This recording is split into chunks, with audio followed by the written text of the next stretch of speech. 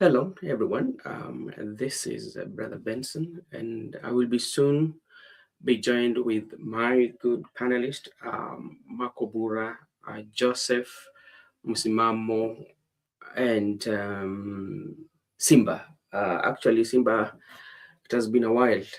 We've not seen Simba Natai. Simba Natai is usually the ambassador of broad-based government, and we've not heard from him for quite some time. I hope and I believe he's doing fine.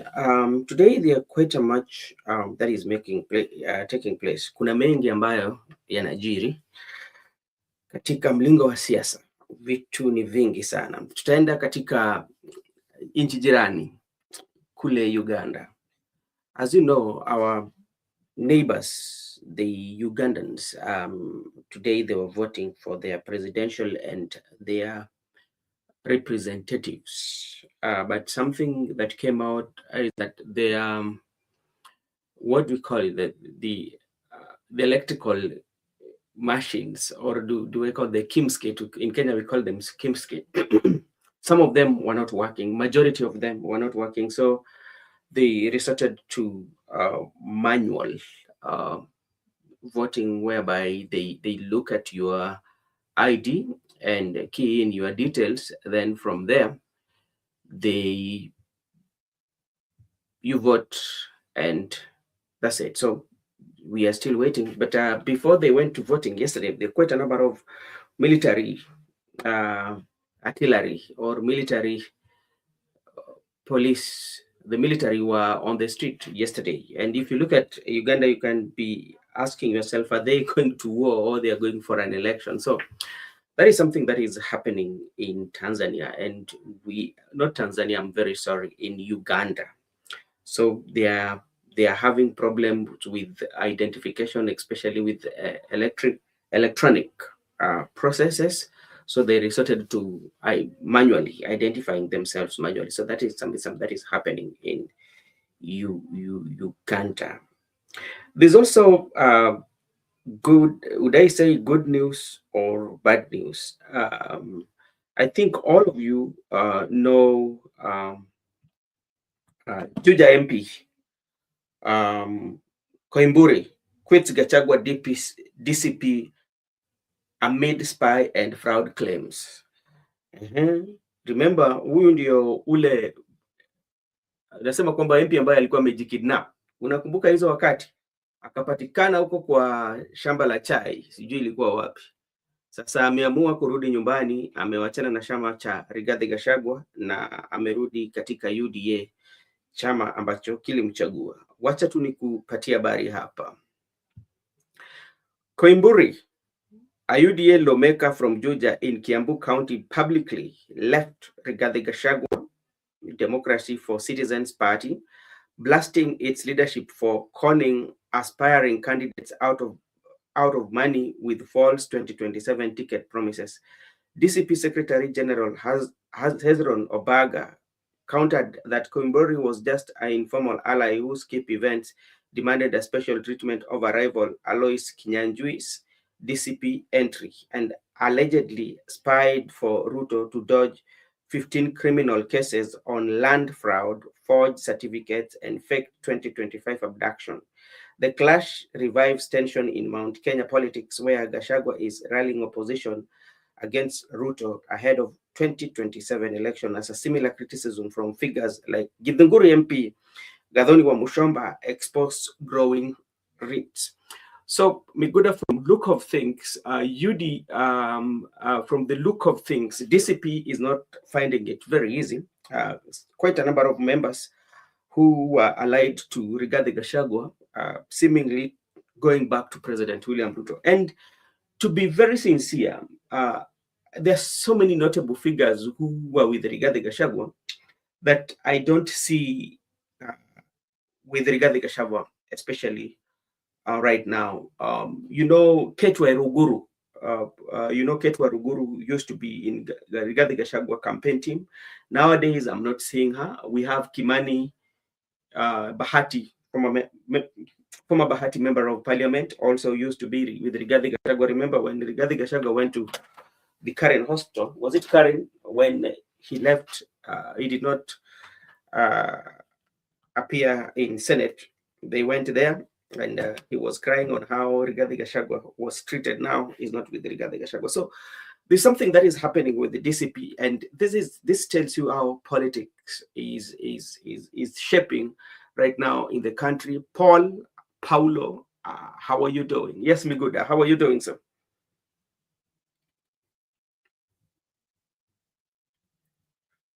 Okay, I still wait for Miguda. There's also another, and I want us here to at least make us think. This is what President William Ruto has pledged today. The government will select 90 youth who finished primary or secondary school but lack further skills, train them trades like tailoring, machine or plumbing for 6 months, cover certificates, exams, and provides 6,000 Kenya shillings monthly stipend.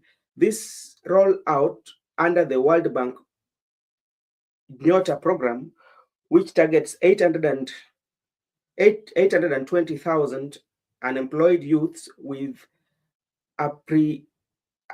apprehensive business grants up to around 50,000, digital skills and saving schemes, recently disbursing of 147.5 million in 3 counties. Ruto called it proof of his bottom-up economic model, though reactions split between praise for addressing 12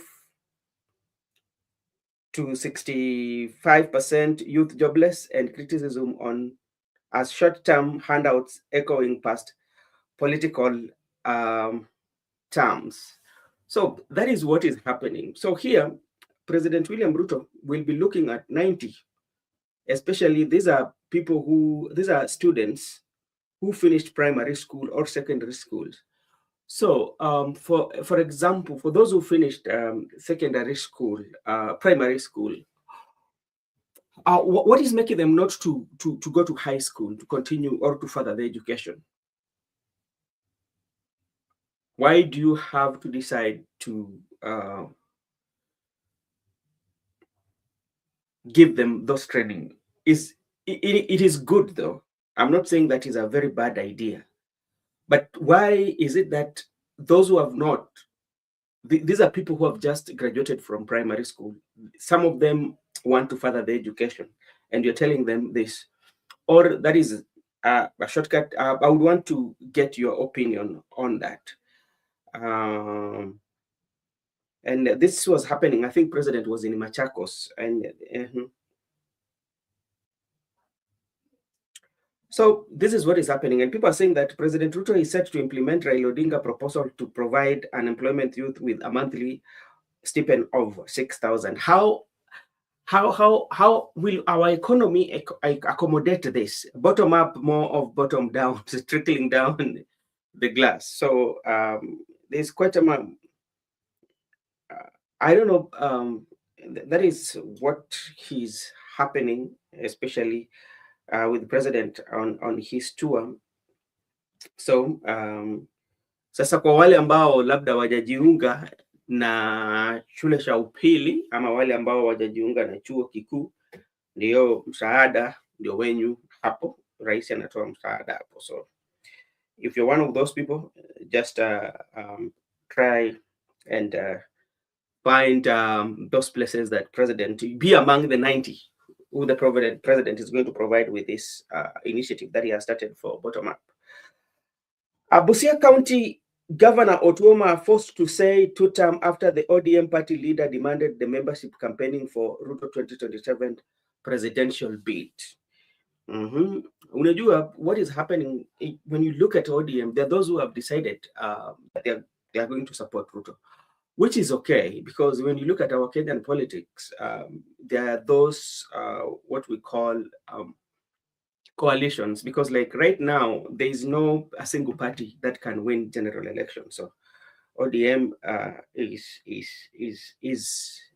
supporting President William Ruto.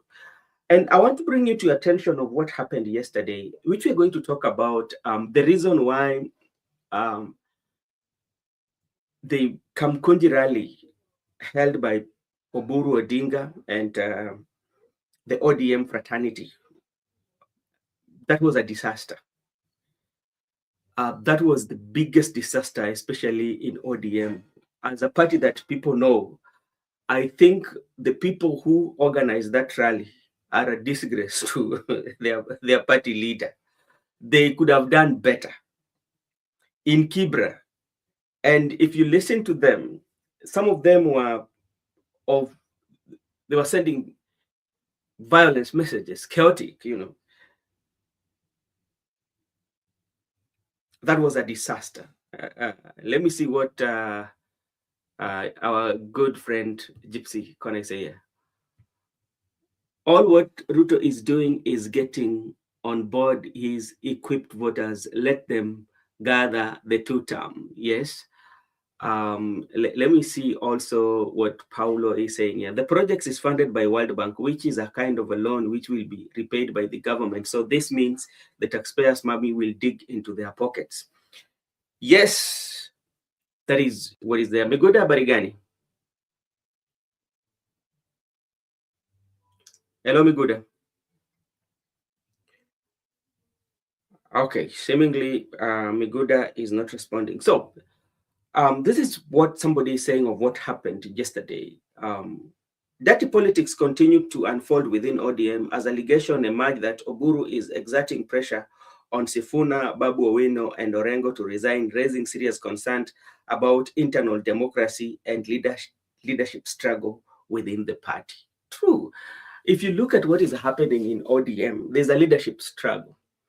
And you look back, the kind of party that Raila Amolo Odinga led, and somebody or you and me would agree that this is not the ODM of Raila Odinga. This is a different ODM altogether, because just let's go back and revisit what happened yesterday, the rally or consultation forum that happened in Kibra. One, the people who organized that rally or the people who organized it did not plan well, and they failed the ODM and Oburu Odinga. The reason why I'm saying that, remember, this was the first rally that Oburu was holding after being appointed as after being confirmed as the ODM party leader. Yeah, that is the first rally that he's holding. Yeah. Hey, Miguda sasa. Vipi Miguda? Unanisikia? Sauti yangu iko sawa? Sauti yako iko sawa. Kama uko na mic upunguze volume kidogo kwa sababu kinakaa iko juu sana. Bado iko juu ama iko sawa sasa? Iko sawa sasa. Asante sana kwa kukuja. Umekuwa na changamoto hapo na mtandao, lakini labda tu kusikia wazo lako. Nianze mpya mazungumzo. Nchi yetu jirani hapa Uganda walienda katika uchaguzi, lakini unapata kwamba walikuwa na changamoto sana sana kwa kutumia zile vitambo ambazo wanatumia kutambulisha mpiga kura.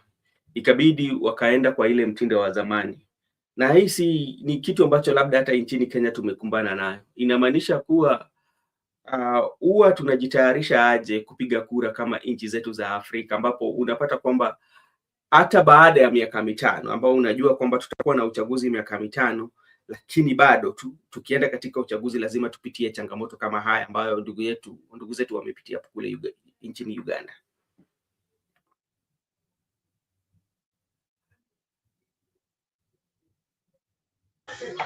Kwanza ningependa kusema ya kwamba sisi kama wananchi, sisi kama Wakenya tunapata kwamba hasa watu wa eneo la Afrika Mashariki, sisi tunakwanga tumejiandaa tu kwa mtu alikuwa ananiambia ati we are just preparing on a paper, but practically there is how outcome usually being decided or being made.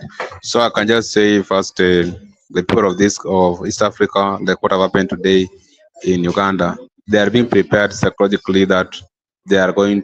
It is election must be their way, not the way of the people, the way of the leaders. So if anybody has an interest to make sure that election turns to their favor, that is not null and void in Africa. And we have seen different countries, that in Tanzania and in Uganda, that they have actually comply with the dictators of the time, and they are running East Africa like a colonial era, whereby people could just decide, some 2 individuals or 3 or 10 people, but not the people. In this time whereby democracy prevail, majority of the people. Kenyan people right now, we are being compelled to many things, and I can assure you that they're just trying to strategize on how they are going to rig elections. Rigging has been a norm in the African countries, and it is something that I don't know how we will deal with that rigging system, because it's like it is a norm whereby each and every election there is no surety, and there has been threat from the state, like what happened in Uganda, that I saw presence of heavy police officers, and also internet was switched Military. off. I don't, yeah, military, sorry, not police officers. military, military internally dealing with the Raya. So you understand, we are heading to the wrong direction. I can attest to you. Okay, thank you so much. We are also seeing quite a number of members of DCP party are going back to the UDA. I hope you know the Juja MP, Kambori, who he said now stage manage his abduction, and he has accused his DCP party of conmanship and so many things. And we also have Gathoni wa Mushamba too, seem not to be singing the DCP songs. And there were also, Moses Kuria yesterday said that the journey has started. Like quite a number of members of parliament who are aligned to Rigathi Gachagua are on their way out to UDA. What does this one tell you, especially when you're looking at the politics of Mount Kenya and also President William Ruto?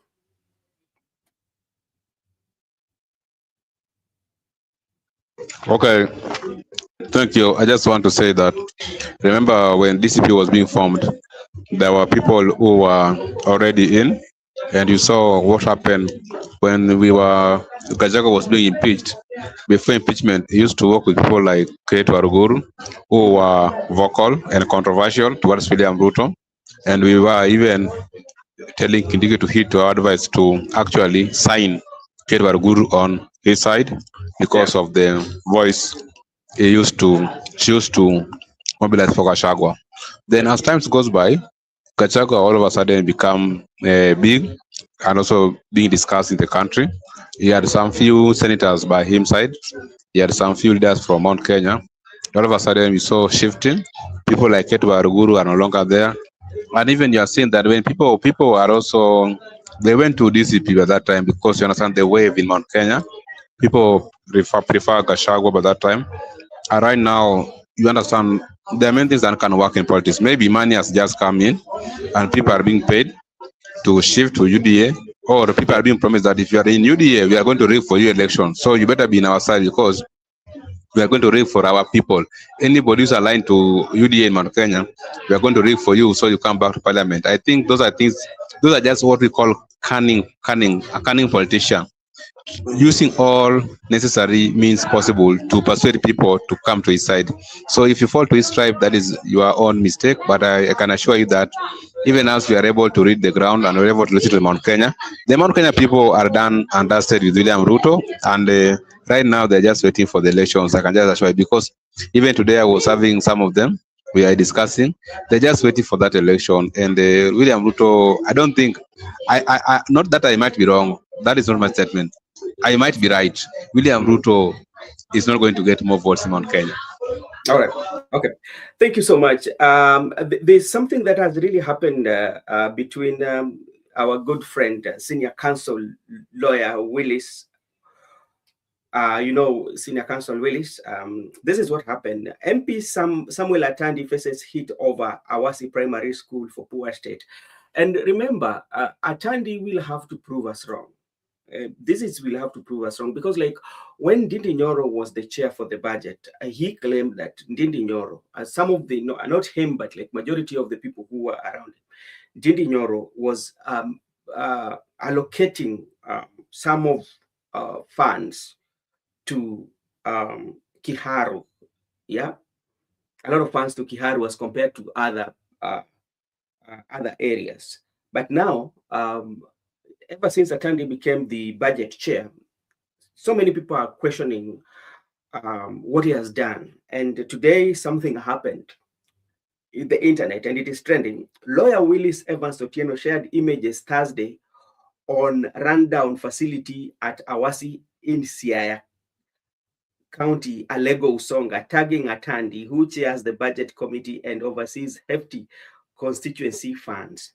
Atandi dismissed the photos as propaganda, challenging Otieno to visit and snap fresh ones, while critics point to repeated complaints since 2023 and question spending priorities amid overcrowding for 313 pupils. Atandi highlights other local school projects, but no upgrades appear for Awasi, fueling demands for accountability as schools open soon. Awasi Primary School, Usonga Ward Area MP Atandi, the chair of the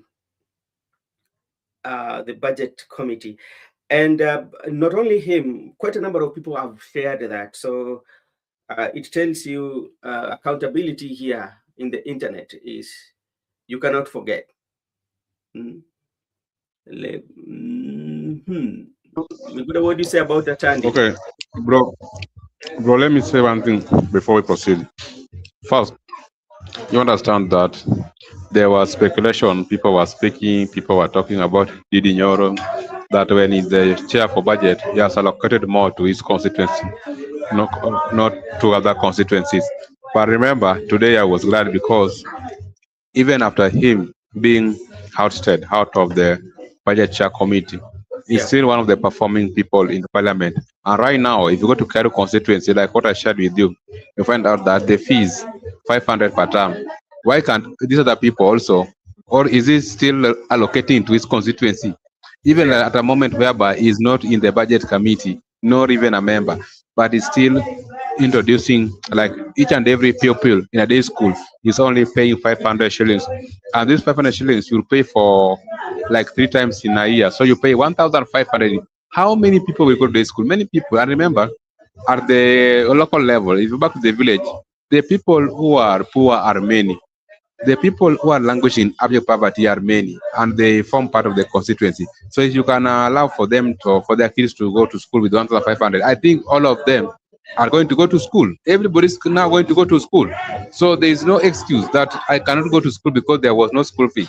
I want to give Ndindi Nyoro his flowers when he's still alive, and also I want to say that Ndindi Nyoro, those are the leaders we want in this country, and people like Salasia have also said that they are going to introduce that in their Mumias's constituency, you are only going to pay 1,500 per term. So when you calculate 4,500 per year, 4,500 per year is not that much money, so people can afford it. So Mumias is, and Kiaru constituency, and also Trevor Mbija's promise is constituency that once elected as the member of parliament in 2027, people will pay 1,000 per year in the day school. That's Nyakal constituency. Those are the kinds of leaders we want. And when you talk about Atandi thought that when you are in budget chair, when they were attacking Ndindi Nyoro, when he was being interviewed, he said it was not a short-term program. For him, it was a long-term program. These are things that he was working when immediately was elected in 2017. He started working for those things, right? And it was a long-term project. So right now, he's realizing them. People like Atandi came the other day. You cannot compete someone who has prepared and also has been working for a long-time project, and you have just come to the office right now. Also, you need to sit down, draft your plan, be objective, and be futuristic, be visionary. That's when you can transform your constituency. So you cannot just come to the budget chair, then within a twinkle of an eye, your constituency is going to be similar like that of Kiaru. Cannot happen. So sometimes before we attack leaders, we need to be factual. because even them they were responding to Didi Nyoro that those are just allegations. So Atandi need to be factual and also the people supporting it because Wakili Sotino Senior Council has brought factual information, very Yeah. reliable, and we can believe we can rely in that intel. And we are very practical as a country right now because if they were performing, where are they? And Didi Nyoro has introduced very many good things in Kero constituency, and he has also challenged Gachagua by saying not only the Kikuyus in Kiaru who will Yeah. be going for that amount, everybody, even the Somalis who are living in Kiaru are going to pay 500 shillings. Okay. All right. Thank you so much, Miguda, for that. And Judith is just correcting you that the amount that the Peter Salasia was supposed to, they're going to pay 1,300. Now, let's go on a recap. We want to do a recap of yesterday political rally that happened in Kamkunji. As I started earlier, Miguda, before I gave you an opportunity to also share with us what you have on your side. You know, this was the first rally that Oburu was having as a party leader. Secondly, this was the first rally that the first rally ODM was having, especially after the death of Raila Odinga. And more so, it was happening in the heart of the Raila Odinga fan base because you know that Kibra has always been where Raila usually starts his political rally. That is like his home.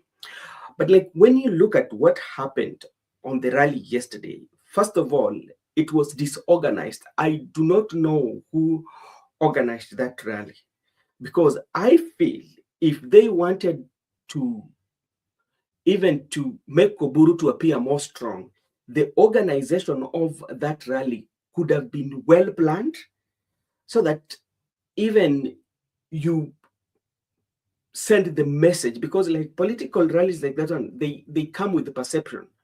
Because like if the rally was so disorganized the way it is, it tells you that the party is also weak. Yeah, to a point whereby Oburu would speak in vernacular. You know, did you hear that? Yeah. So Miguda, let's start with you. When you look at the organization, even the podium where the leaders were seated and how even the leaders were talking, what was running in these people's mind to organize such, knowing very well that this is very crucial? And what was the hurry? That's a very good question because you understand that before Raila died, whenever Raila was having a Kamukunji rally, he usually communicate even a week to or 3 days to. He was preparing people psychologically, and people were being charged that. And anytime he calls Kamukunji, that was going to be a new declaration. People were always aware. But yesterday, like I've told you, I was on the car moving. Then suddenly I was notified on my phone that there's a Kamukunji rally. Even me, I was not aware.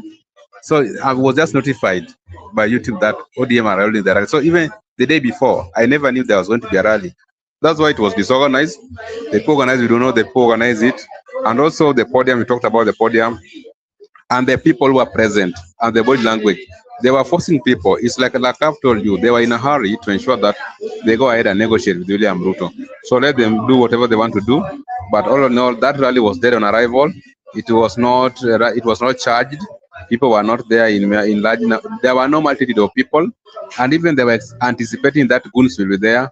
There were just some few goons who were paid, but the smart goons were missing in action because Yeah. you know the owners of the smart goons in town. And I can assure you that, like I told you, people are going to fight here. That NDC, people must fight for people to respect each other, and the people who will emerge victorious will carry out the party. And that is politics sometimes because there are people who are pushing Oburu. In my view, decisions are being made behind the curtains, and Oburu is just being used as an instrumental vessel, but the real owners are there somewhere. Just like you understand what's happening because Wanga had to force people to go to Kamkunja, and Wanga was like the master of ceremony. Since when Wanga became the master of ceremony for ODM, surely. And Wanga was only identify people who could speak. Like he was saying, some members of parliament are not going to speak, but he was also saying that let us hurry so party can give us direction. Oburu Odinga said few things. But even during the installation of, you know what happened inside the Probenso, they were saying, today we have come here to install Oburu Odinga as the ODM party leader. At the same time, we have come here to install Oburu Odinga as the looking pin. And when he was given that headgear, that headgear fall down. So when it fell down, it means that you are not a chosen one. Because when you are a chosen one and a real one, according to culture, there is no need for that headgear to fall. And even right now, if you're installing me as a leader in that capacity, and that headgear decided to fall down, or when I'm having the spear fails, or maybe the the the animal skin decided to fall, it means that I'm not the chosen one. So in my conclusion, Oburu is not the chosen walking pin. Oburu is just a passing cloud. The real leader will emerge. Why should it be installed in Nairobi? That is very important question. Significantly, culturally, you cannot be installed in Nairobi because there are places to be installed. For it to be installed, there should be presence of the care. You know, the care was missing in action. There should be presence of cultural, more of a scene. The scene should be like a cultural, maybe like a Gotramogi, such things. And you know what happens? There are so many things that then you need to undertake. Some odds which were not undertaken. Even Uhuru Kenyatta, when he was being installed as the Mount Kenya kingpin before he faces the late Raila Odinga in 2013. They went back to home. We saw him in the rural area being coronated. But why do you coronate someone in Nairobi? So that's what I can say. Culturally, he's just a passing cloud, and the rightful heir will emerge one day. And as we are here just to witness, for now we can just escort them. But what we are saying and insisting is that you should listen to some few leaders. Currently in Kenya, there's conversation going on, and the conversation is going on very vigorously. People are sick and tired of this government. So if you are going to be left out, that is your problem. But we should don't look at the issue of tribe. Just focus on the issue of, like what we have said, the cost of living, service delivery, healthcare, education, fuel levy, ET hall. Focus on those issues. Do not shallow your mind to tribe that because he was a Kikuyu, now he's a Kalenjin, we want to bring another Kalenjin, another Kikuyu. That is nonsensical discussion. Let us focus on the person who's going to transform this country. Okay, thank you so much. Msimamo habari gani kakangu?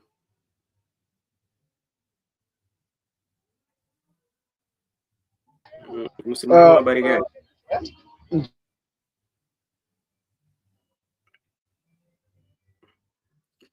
Msimamo habari gani?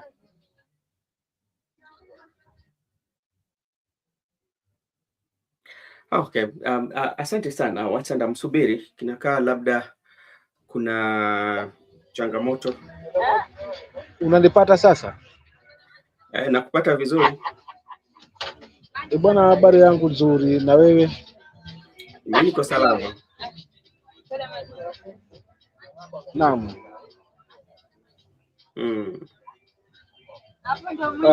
Ndugu yangu, kwanza pokea zangu. Ndugu yangu hapa ndio chakula kuzungumza, pokea zangu, lakini vile vile pia wale wako kwa comment section, na pia niko kwenye safari. Kwa hiyo utashangaa kuna milio na sauti ambazo hazielezeki, lakini nitazungumzia kwa kiduchu tu kisha nizungumze. Okay, sawa sawa. Labda tuambie kwa haraka, kwa sababu uko kwa safari. Unadhani ni jambo gani inafanya sana sana maviongozi wa chama cha ODM wakuwe na haraka ile, wasiwe na subira? Kwa sababu ukiangalia jinsi maneno inaendelea, ni kama ni vitu ambazo zinasukumwa, zina mpango, kulingana na jana ile mkutano ambao tuliona, si ile ya ODM ambao sisi tunajua. Ndugu yangu, ushakula chambo, tegemea ndoano kukamata. Mimi nishazungumza maneno hapo, lakini ukasema msimamo na Mswahili mwingi lakini nishawaeleza kwamba ukishameza chambo basi ukishajiandae kwa kushikwa na ndoano, right? So hawa waliotengeneza mkutano jana wote walishikwa na ndoano, maana waliimeza chambo. Kwa hivyo kutoka ni ngumu. na ndio maana hauna ukawaida ule ambao tumezoea, hauna uchangamfu kama ule ambao tumezoea, lakini vile vile tu uonekane kwa media, of which to me that thing does not haitusaidii kwa vyovyote vile, kaka yangu Beni. Kwa hivyo wale wote walijiunga haswa msitu mmoja kusema sisi tuko ndani. Haya ndo outcome, ambao outcome hii ni kwa ajili yao, lakini si kwa ajili ya mimi na wewe Benson. Alright? Okay. Kwa hiyo kumalizia ni kwamba tusishangae tu, tushangae yule ambaye ameweza kuwamezesha hiki chambo, na ni huyu mgeni ambaye nia yake si swafi kwa ajili ya uendezo wa hili jambo. Asante. Okay, asante sana. Miguda, swali langu linakuja kwako kwa sababu unajua kwamba ODM ni chama ambacho kinasema kwamba hao wenyewe ni demokrasia na kila mtu ako na hiyo nafasi kusema yale ambao wanataka kusema ama wanataka kusema kuhusu chama. Hata mwenyekiti mwenyewe, ama si mwenyekiti lakini hata kama kiongozi mwenyewe Oburu Odinga alisema. Lakini kuna baadhi ya viongozi ambao jana walizungumza. Mwingine alisema kwamba usikuje hapa kama wewe si wa tutam, kwa sababu kuna fununu kwamba kikosi cha Babu Owino, Edwin Sifuna na Winnie wako na fununu ambao zinaenea ni kwamba hao pia wako na mkutano uko Jumapili Kamkunji, watakuwepo pale. Lakini unapata kiongozi mwingine alisema kwamba wewe kama si wa tutam hatutaki hapa. Pia akaongea kwa kiongozi mwingine akamwambia inafaa ufanye jambo. Sasa demokrasi iko wapi hapo? Na hawa bado tu ni wa ODM, ingawaje tu ni wa ODM lakini ni tofauti ya kifikira.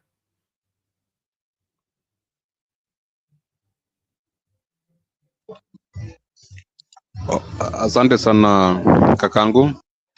Unajua wakati baba alikuwepo, kabla baba age dunia, baba alikuwa katika chama cha ODM. Yeye ni yule mtu alikuwa anasema kila mtu akohoe. Alikuwa tumia matamshi kama hayo. Kohoeni, kila mtu akohoe, toeni yote mko nayo. Kila mtu aseme kenye kina msumbua kiakili. Mkohoe.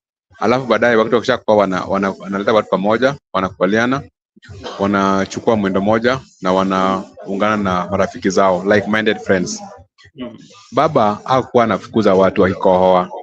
Leo hii ndugu yake kama uko na maoni tofauti na yeye, unaambiwa ya kwamba wewe uondoke, ama unaambiwa ya kwamba nimesha kwamba kile demokrasia cha ODM ya kwamba tuko na uhuru na demokrasia ya kufikiria, ya kuzungumza mawazo yetu bila wasiwasi, bila kutishwa. Ni kama leo hii hiyo demokrasia limezikwa katika kaburi la sahau.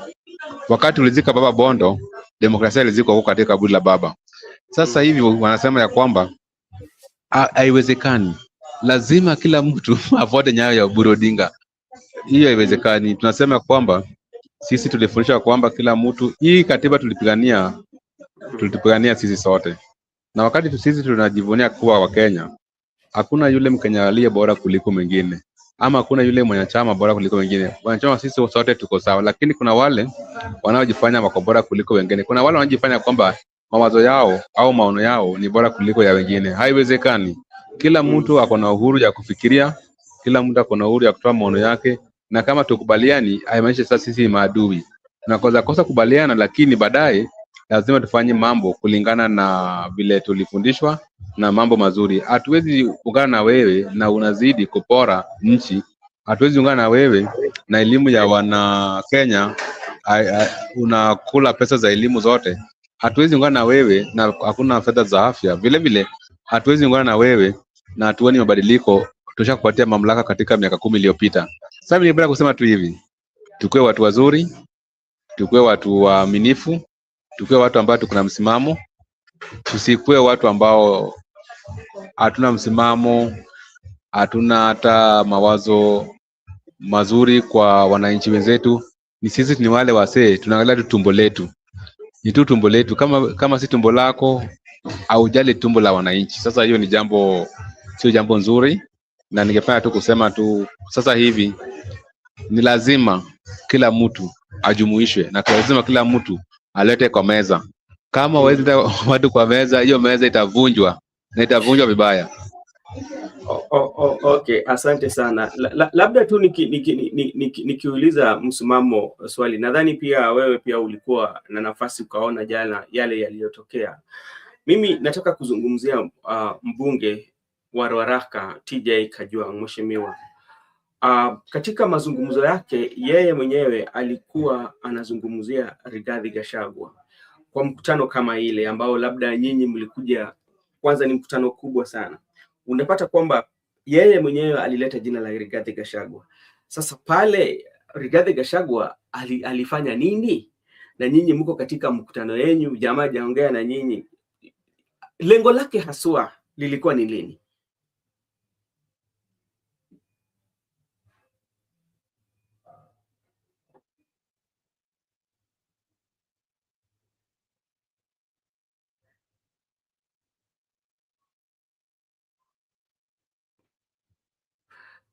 Labda ndugu yetu Migoda, labda kama unaweza patiana maoni yako, unadhani lengo lake lilikuwa ni nini kuleta pale jina la Rigathi Gachagua, na hao wenyewe wamekuja na kiongozi wao wanataka kujadili vitu vya vyama? Rigathi Gachagua alikuwa anakuja aje kwa mazungumzo haya?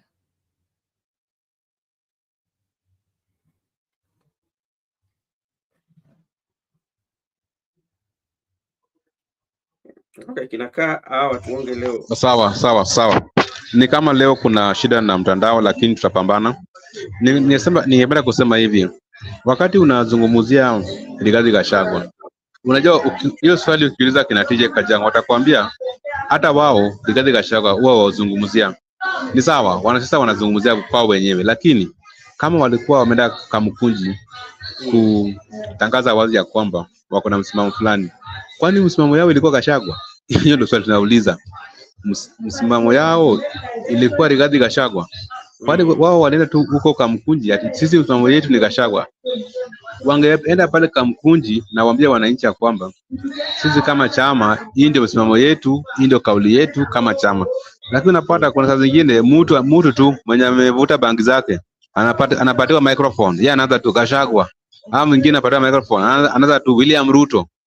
Saa zingine unafaa kupata microphone na uambie wananchi wewe aswa kama kiongozi ni nini unataka kufanyia wananchi, ama ni nini aswa wewe uko nayo kwa nia zako ama kwa plan zako za kufanya wananchi. Si mambo ya kila saa ukipatiwa microphone kazi yako ni Gachagua, William Ruto Gachagua, Raila Odinga.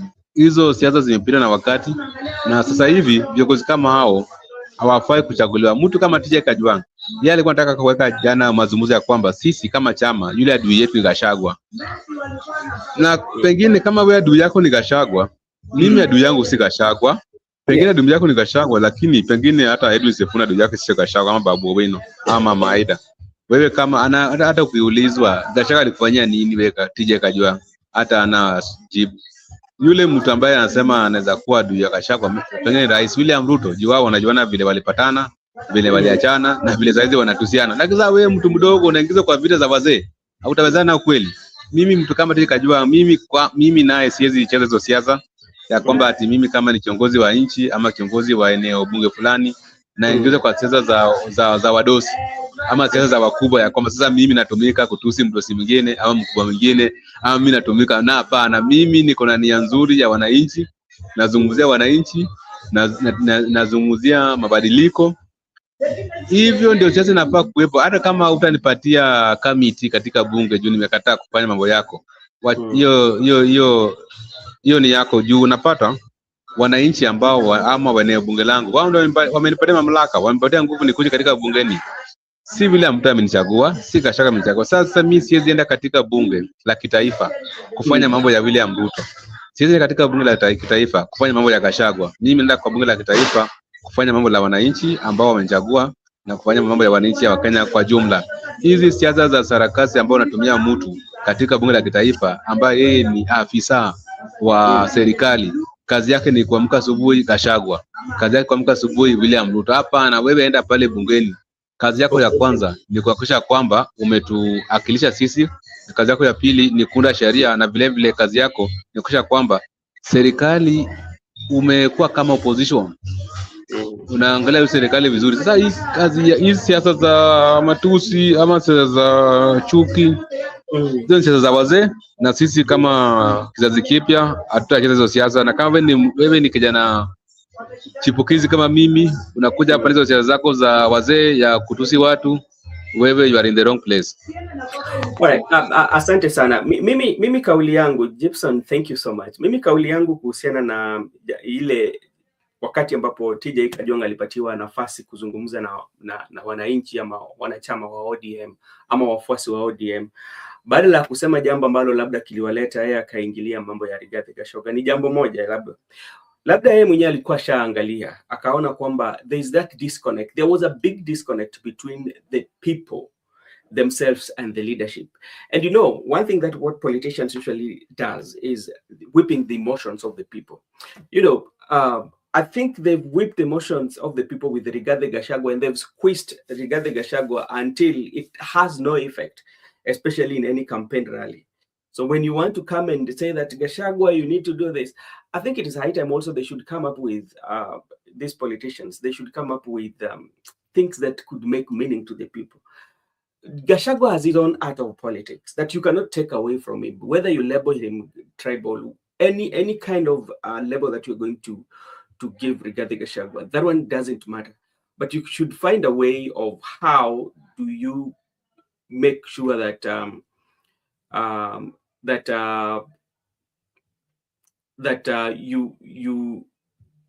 you win the hearts of the people. So when you look at how the TJ Kajwang was acting, and with a lot of arrogance, calling himself the Chief Justice of the people, something that all they're not forgetting. They're forgetting one thing, that the person who made all those rallies to be how they used to be was the Right Honorable Prime Minister Raila Amolo Odinga. Yeah, was the Right Honorable Prime Minister Raila Amolo Odinga. And they used to take advantage of those crowds when they're given opportunity, and they would do anything. But now that opportunity was not there. Because to me, I feel this was going to be, maybe they thought in themselves that this is going to be Raila moment. You know, Raila moment, because like when Raila usually used to attend those rallies, yeah, you would see how the Raila connected with the ground. Look at even, for example, how Oburu Odinga was addressing. First of all, he was being advised. You just speak. Look at Fatuma Gedi behind. Some other leaders were also urging him in Kijaluo, you know, and you know, you are addressing, because like people are interested to know, what are you going to say, and what is your take on this, you know? And the way he was speaking, it is that everybody has already read his mind what he was going to do. There's nothing that people are expecting apart from what he said. So I think the organizers could have done something good. Maybe another thing to look at also before inviting me, good, the reason why this meeting flopped, I would have said hurry. I don't know where the ODM is rushing. From the Central Committee meeting that was held in Mombasa, again to what happened in Kibra, yet they know very well that they are dealing with a power struggle within the party. What could have been right if they were people who are, if ODM was very, very, very, very, very sensitive that they want to form the next government. There's no, I'm not opposed to them forming with President William Ruto, because in Kenyan politics right now, there's no single party that can win election. But they could have, first of all, decide to unite themselves so that they do away with internal struggles that they have. And when they go to such like rally, you have people like Sifuna, you have people like Babu Owino, you know, it could have made more meaning rather than going with the politics of thorax. Kwa Kiswahili tunajiita kwamba wanamwambafai. Unajua mtu ambaye anajimwambafai, anajibeba kifua, ndio kusema mimi ndio kusema mtaa hii. Unaweza kuwa mtu wa kusema ndiyo, lakini baada miaka mitatu utakuwa mtu wa kusema. So I think that's where made this one to flop. Poor organization, again, lack of preparedness, and the message that they were supposed to deliver for people. was not there. So they need to get people to strategize for them, such like meetings. Again, something that also I witnessed Miguda was about the arrogancy of about some leaders who are saying that nobody is going to come here. You know, that is not ODM that we used to know. Maybe Miguda, what can you say? I agree with you, bro Benson, but there's things that we need to be realistic as ODM. Those people like Oburu. Well, I agree with your statement very clearly that they were expecting that it will be a Raila moment. Let me tell you one thing: Raila is dead. There's nobody who can be Raila. If you are dreaming to be Raila, my friend, that's a far-fetched dream. Each and every person should look for his number and play your number. Stick to your number. If you are playing number 7, if you are playing number 4, or if you're a midfielder, you go on with your number. You can't play Raila's number, and no one can fit his Raila's shoes. Everybody should look for his shoes and start a journey. This journey doesn't need you to borrow Raila's shoes. And people think that it's going to be a Raila moment, it's going to be a higher moment, it's going to be maybe Baba while you are away, Baba come home, the enigma. My friend, all those things are now history. It's high time we live the reality. The real thing is, Raila is no more. We are the people left behind. The struggle must continue, and we are not going to stop things because Raila is no more. Things have to move on. Life has to continue. Either way, you understand that at one point in life, everybody will have to go. But life will not stop. Before we came, there were people here. People fought for multi-party democracy. We were not there. People fought for independence. We were not there. People fought for many things. We were not there. Today, people fought for the 20th Constitution. Some were here, some are not there. The Gen Z revolt. Some are born today. So things must continue in life. This issue, people trying to imitate Raila or want to write a Raila image, that is Raila's thing. It was best of him. He did it. He's no more. We are only having the history. Raila lived his best life ever in this world. There is no better life he could have lived like the one he lived. So this thing whereby people think that they can be Raila, and also each and every time they have been given a microphone, they're telling us Raila this, Raila that. They will be shocked. Okay. They will be shocked. Miguda, let me ask you. You see, what made ODM to have value is the consolidation that ODM had, especially from Nyanza, from Western Kenya, from Coastal, and even the friendship that they had with Kalonzo Musyoka. That made ODM to have value, and that's why they are called on the table. You know, and even that's why President William Ruto looked for them, especially during the impeachment of Rigathi Gachagua, because President William Ruto with the UDA could not impeach Rigathi Gachagua, but they had to bring ODM because like ODM had value. From what happened yesterday, even if it is President William Ruto now say that we want to work with ODM the way it is. And you know, this confirms to me something that when you look at a statement that President William Ruto made when he was in Nyeri, actually President William Ruto was right. How could you just leave Mount Kenya and come to look at a place whereby people are disorganized? You did not even see Western Kenya leaders. There was no member of parliament from Western. Yeah. But ODM, ODM. Yeah. ODM used to have value. There you have said very clearly, yeah. And that's why even in those positions of the party, like deputy party leader, there was someone from Coast, there was someone from Western, someone from Kisii. The chairperson was a Soba, not a Luo. You understand the way those positions were distributed across to other tribes, because the SG was a lawyer. Ora Bukusu, because Raila knew that the strength of ODM is not in Luo Nyanza. The strength of ODM was outside Nyanza. Because of the partnership with other tribes made it stronger. And that's why it has value. And that's why William Ruto had to look for it. And that is why ODM has been a long-term party in the country. But things right now, if they decide to make it a Luo zone or a Luo party, then, and I told you this yesterday, bro. I told you that Ruto will argue that you people, you are divided. I can't give you what you want because you are divided. You are demanding for too much. If you cannot unite your community alone, why do you come to me to give you those positions? And it's the same person who has succeeded to divide you.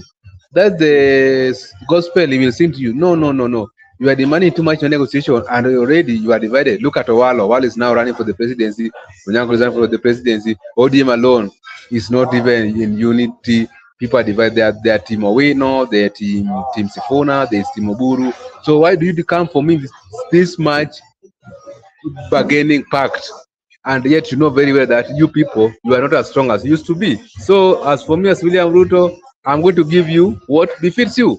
So that's why we're telling this banner. Do not be ignorant when it comes to political negotiation or political scheming. Don't be ignorant, because the person who is conning you is a master. Is a master political. It's a master political. It's a shrewd politician, to say so. So I think that they are getting it wrong. Let me because there's something that here also we have to understand.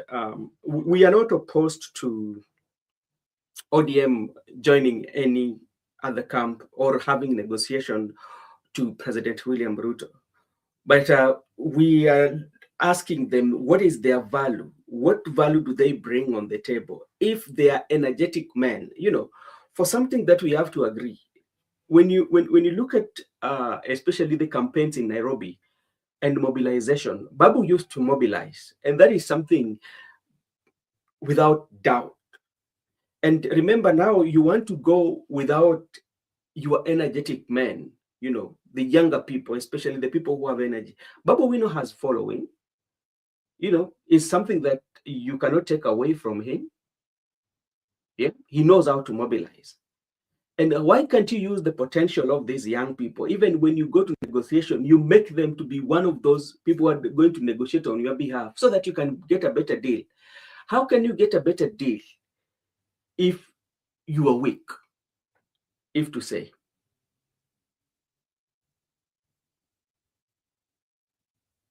Yeah.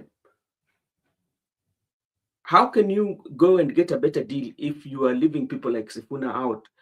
And if you look at the fight that is happening, you look at the entire ODM, something that I come to realize, and one time they will they will regret it.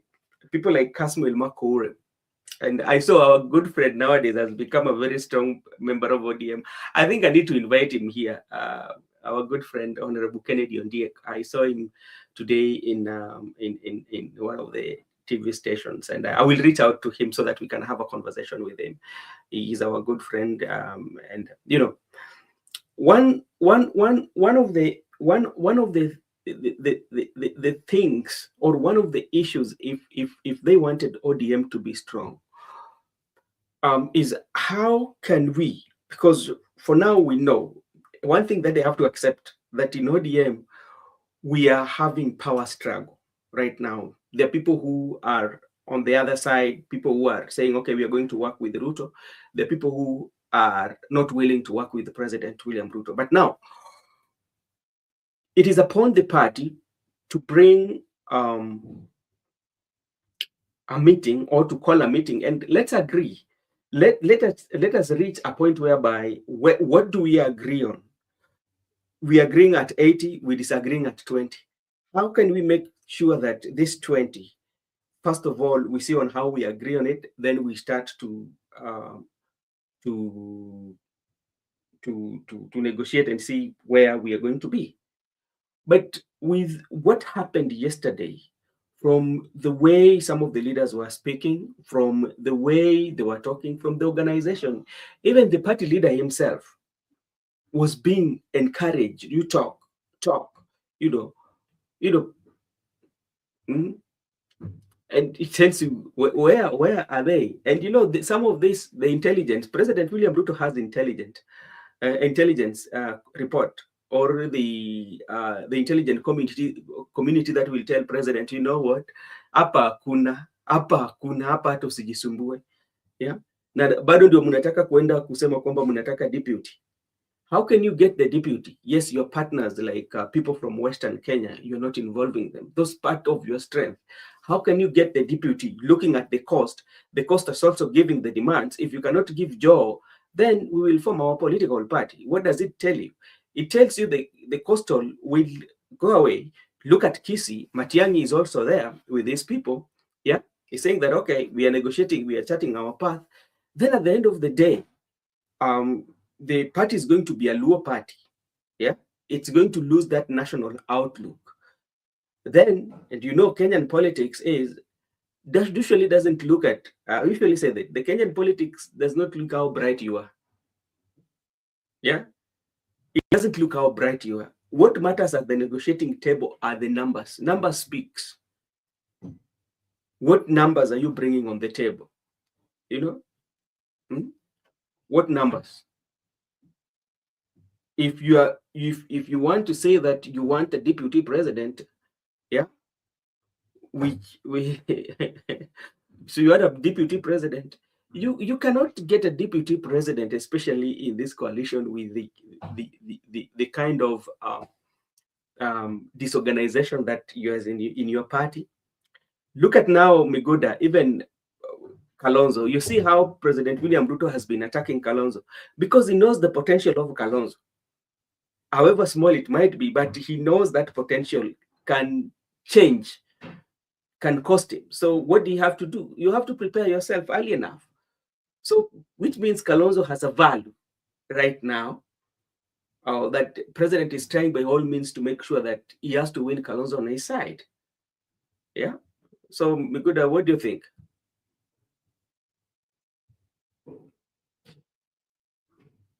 Hello, Miguda. So that is something that ODM should look into. Another thing also, ODM should look into, which I know sometimes they might not, because like what has reached right now is that it is a war. People like Babu Owino and Sifuna, they're on their way out, and but how I wish the party could reach out to these young people, especially in the Cosmo, because Nairobi politics is very important. Yeah. I don't know whether you heard the statement, the statement that President William Ruto made when he was in Nyeri. Si mimi ndio mlinichagua, unadhani mimi ni pumbavu? Udhani mimi ni mjinga, niwache nyinyi na niende nitafute. Yeah. Hello. Yes, Miguda. Bro Benson, I just want to tell you that there are some statements which were made like what you have said. A statement by William Ruto that the people of Mount Kenya elected me. Yeah. Elected me. You people elected me. So do you think I can leave you people and you made me the president? Do you think I can leave you and go to those stupid people? And there are some people want to just for you to believe that they were never abused. Politics. He was referring to the people like Oburu Dinga. He was referring to the people of the ODM. He was referring to the people like Junet. And they want you to pretend, oh no, he was not referring to us. We are in Robert's government. We are working with William Ruto. You are helping as not man. But there are things that you need. Don't pretend. Someone has tackled you. He has tackled you. Don't pretend that all those you want to sugarcoat things here. I don't think there is a good intention from the word go. Even when Raila was going to salvage William Ruto, there was no good intention. Ruto had never had a good intention for Raila Odinga. William Ruto does not forgive, and since they part with Raila Odinga, he has never forgiven him. So that is the truth. That is the truth. William Ruto has a date with many Kenyans. So if you decide to work with him, that is your problem. We don't care. As we are around, and when the right time comes, we will go to the polling station and decide on who to vote for. But there's no compelling people that you must vote because somebody has been rewarded anything. So I just want to say that don't pretend that. You don't remember when Ruto went to Kisumu and they attacked Gachagua that before Gachagua was impeached, that Gachagua was advocating for shares by that time. Then Ruto said that Gachagua, that politics is primitive politics and backwardness. Nyeri governor came out and said he was attacking Gachagua, that is primitive and backwardness. Then people are pretending, oh no, he was not referring to Gachagua. Little did we know that later on Gachagua was impeached by him. So today you are saying he's not referring to the ODM people. Wait and see. All right. Thank you so much, Mr. Migudam. And another thing that made this meeting, especially for Oburu Odinga, to not to perform well, I would talk of the politics of broad-based government in 2027. I think for sure that um, uh, even though the pollsters give that broad-based government especially has gained popularity, especially in parts of the country, but I think it is still not very easy for some people, or there's people who still don't believe in the broad-based government. Because like if they believed in broad-based government, I think people would have turned out in large number, even though some people are saying that it was an impromptu meeting. But even impromptu, those are very impromptu is how you test for your strength, especially as a political party or as a political leader. You know, rallies that are organized and are promoted sometimes do not kind of like show your strength as much as impromptu. Remember, impromptu is whereby you just go to a certain market and say that, okay, you want to greet people, and you find people leaving their jobs to come and listen to you, because how people used to do to Raila. You know, Raila, when go to any meeting, I tell you, people will the people will leave their jobs just to come and see what Baba is saying. You know, they want just to listen to that higher. Then after that, they will just go home. And that's something that did not happen over there. Makubura, how are you doing? Good evening. I'm doing good.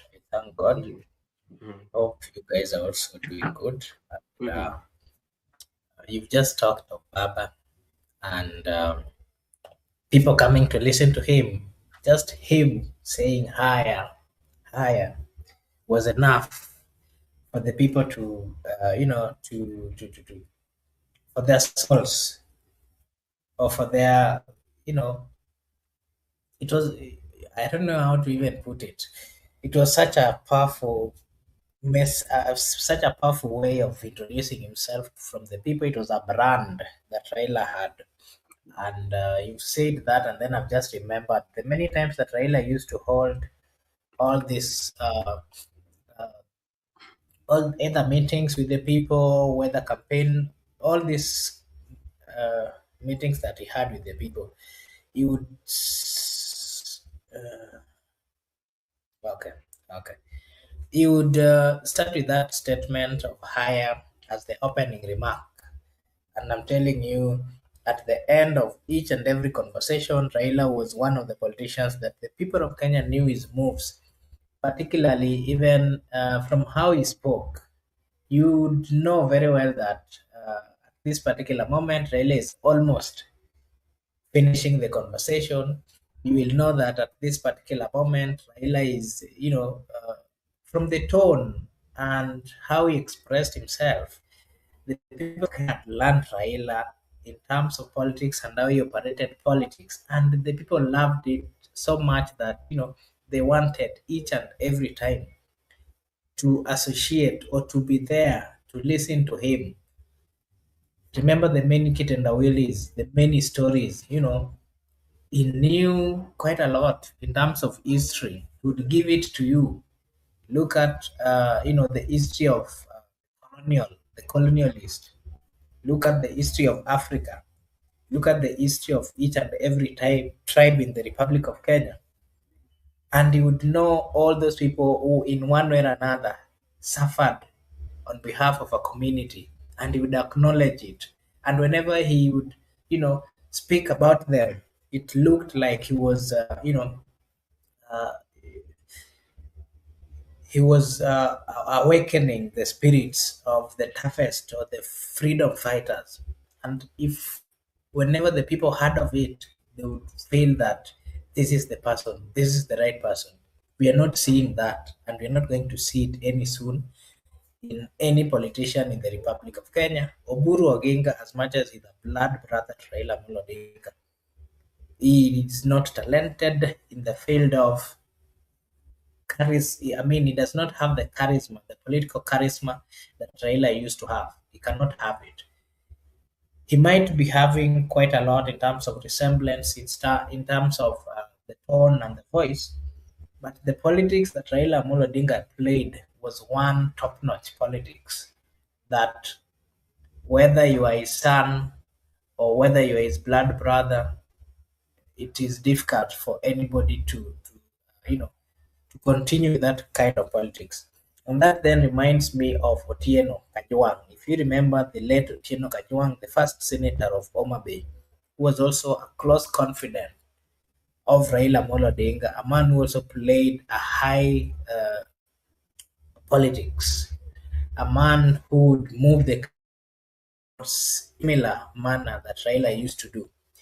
When Kajwang Senior died, when Kajwang died, people would see his characters in his brothers. TJ Kajwang, the member of parliament of Ruaraka, and later on, of course, his brother was elected as the senator of Homa Bay. But they cannot match the politics that the Kajwang Senior used to play. And that is what we are seeing. It is not going to be easy for ODM or to operate or to continue moving if they still have the mentality that Oburu can take them or can make them look or can lead in a similar way that Raila used to lead. It is not possible. And again, Raila, as much as Oburu Oginga, as much as is older than Raila with 1 or 2 years, Raila was more strong. He was even stronger than, he was too strong. I can say so. As much as, of course, he was old, he would come out and speak, and whatever he was speaking would be heard. I watched Dr. Buru speaking yesterday, and I told myself that the members of ODM who are forcing Dr. Buru Oginga to be the party leader are not doing justice to him. The best thing, they should let Dr. Oburu Oginga to rest at this particular moment. Dr. Oburu Oginga has seen quite a lot. Losing a brother who was, I can say, like a breadwinner in the political limelight is not easy. And again, the weight that they are putting on Dr. Oburu Oginga is one that he cannot manage. The best thing they should do is to relieve him of and to give that particular mantle to somebody who is younger, somebody who can still drive that particular, that particular boat. Whether they're not going to perfectly do it, but with consistency, and whether it is on a long-term basis, it can be seen. But at this particular point, I don't think it is good for them to continue putting pressure to Dr. Buru Oginga, who has also, he has actually understood that the people are not with him. The reason why I'm saying the people are not with him is he has started giving threats. I think that is the best way I should put it. That if you are having a divergent opinion, or you are not willing to get, to listen to the party directives, you should leave. What does that tell you? I can tell you that let these young people be given this opportunity to run this particular party. Let them give one of these young people to be the party leader of ODM. Let the likes of Sifuna, the likes of Winnie, the likes of Babu be given opportunity to lead the political party. It can work, but Dr. Buru currently cannot do it because, one, being a party leader of a party like ODM requires somebody who is energetic, somebody who is going to give directions and is also on the forefront, implementing the directive that they've given. Unless they want to change, what the people have always thought and believed and known about ODM. And then this mentality of trying to, to exclude others based on whether they're coming from other tribes or you don't want to listen to others, it is not right. It is not going to assist ODM to grow. It is actually going to break it. If, for example, Sifuna leaves, I can guarantee you the Sotsi and almost all the leaders from Western Mua in ODM will also leave. Is that not weakening the party? Is that not taking the party to its deathbed? If, people come from different regions, let them be understood. Let them sit down and, consult. Because if Baba Raila Amolo Odinga was still alive, not once but several times, people used to have divergent opinion and it would bring them back. And people would then make the right choices. So I want to say that running ODM is still not going to be easy, but the approach that is being used currently to run ODM, I can guarantee you it's not going to save ODM, but instead it's going to make ODM to either, it's taking ODM to its deathbed. That is what I can say. ODM is not going to last if the narrative that is currently out and the language that is still being used, a language that is looking like a threat to other leaders, it is not going to work. Allow me to read some few comments over here. Shaima here is saying that, Raila was getting it easy to lead ODM because he focused on people problem. But if you ignore people problem, it will not be easy. I agree with you. What made Raila to consistently be understood by majority of his followers was the fact that he would listen to them. He would make very tough decisions. The tough decisions that he would make, he would do that after consulting the people. And that is why Raila survived in the political limelight for long. All these people wants to be leaders has to know. They have to know very well that if you don't consult the people, you are going nowhere.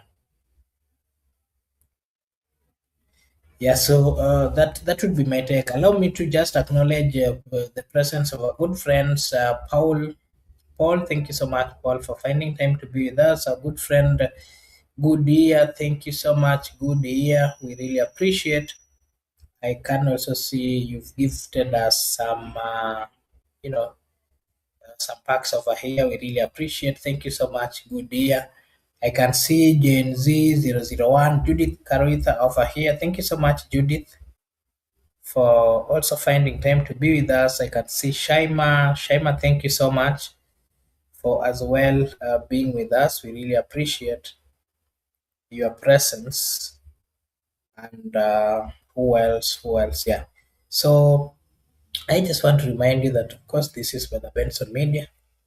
And over here, we say that your opinion counts. Miguda, maybe you can give me you can present to me some of the questions that were also discussed. I give my opinion. Welcome, brother. You can hear me? Hello? Yes, I can hear you. Hello. We were discussing about the issue in Uganda, so you can proceed that one. Uganda. Okay, thank you so much. I haven't really checked on the latest about Uganda, but as far as it is concerned, I know that there was an election that was going on in Uganda. An election that, of course, was for the presidential. It was a presidential election, and we know that there were two main presidential contestants. That is the current president Yoweri Kaguta Museveni and the young man Bobby Wine.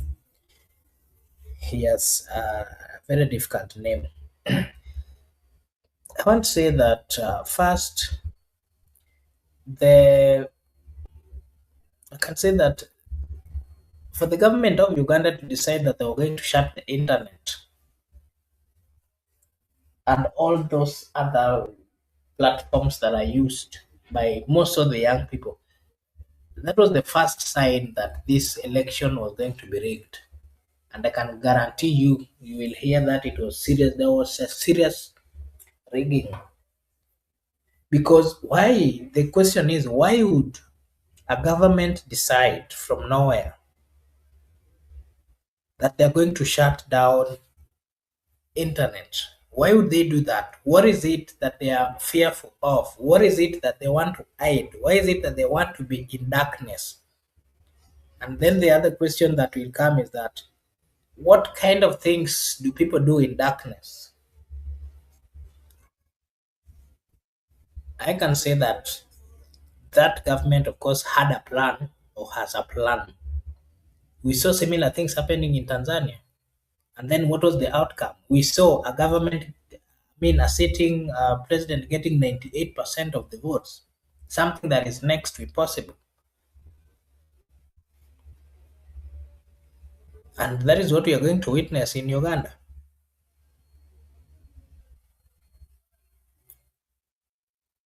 Shutting of internet, I can tell you, it is being applied by most of the dictators of the world. The president of Uganda, who is the current dictator, who just took over, who was just welcomed into the world of dictatorship, did the same. And it is not right. The people have a right to get to know what is happening. It is internet that is being used to do quite a lot in terms of communication. If you shut the internet, then you have some ill motive. And that ill motive, of course, when you're doing it during election, is very clear that you want to get yourself or involve yourself into rigging. We saw quite a lot. There are, of course, reports that there were rigging in that particular. There were some rigging that were reported. So we have to be very particular and we have to be very truthful, because it cannot be that we, in whichever countries that we are in, we are seeing leaders that have been elected by the people getting into office and then they change, their behaviors change, and then they start coming up with some narrative or laws which are not right. Similar things were, we understand that the government of Kenya wants to start introducing such kind of things. That is why they were coming up with the cybercrime act or laws that they are trying to force on the people of Kenya. But I can guarantee you that Kenya has walked quite a lot of miles ahead. We cannot allow a government to shut down or to even interfere with the rights of the people, because right of communication and getting to know what is happening is part of the things that we enjoy as a people. Part of the reason why the young people of Uganda went on street is because the internet was also shut and such kind of things. It is not right, and there's a probability we might see the same in Uganda. But the problem in Uganda again is the policemen are all over and they're being used by the state to mistreat the citizens, something which is not right, that we have to call out as a people. Humanity is a humanity. Life is a gift that is being given by God. Only God alone gives life. It is not right to see a fellow human being tortured just because they are speaking their mind or they are standing or giving their views. It is not right. But in Kenya, I can guarantee you, there are such kind of plans that are already on place, so that when we get to elections, similar things would be done. But I can tell you the youth of the Republic of Kenya cannot allow that. They will only do that maybe while kneeling down. They will not kneel down, and see the government doing such a thing. We need to call out bad governance, dictatorship in Eastern Africa. We are seeing it. It started from Rwanda.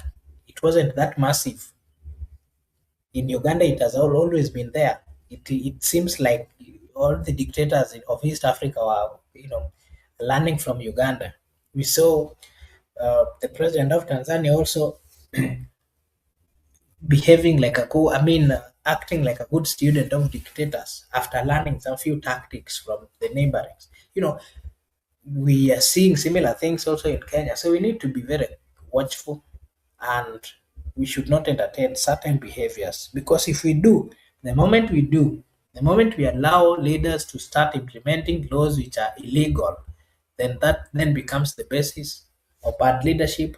That then becomes the basis of dictatorship, and the bad things will then thrive. So we have to be very careful, very careful, and of course protect the dignity and the constitution that we have as a people, because that is the only way we can make our country better. I think yeah. So as we wait for that election results, I can also say that we we just be patient and get to know the truth. Of course, will come out. That is what I can say. And Miguda, maybe there's something else that you do want me to give my opinion on.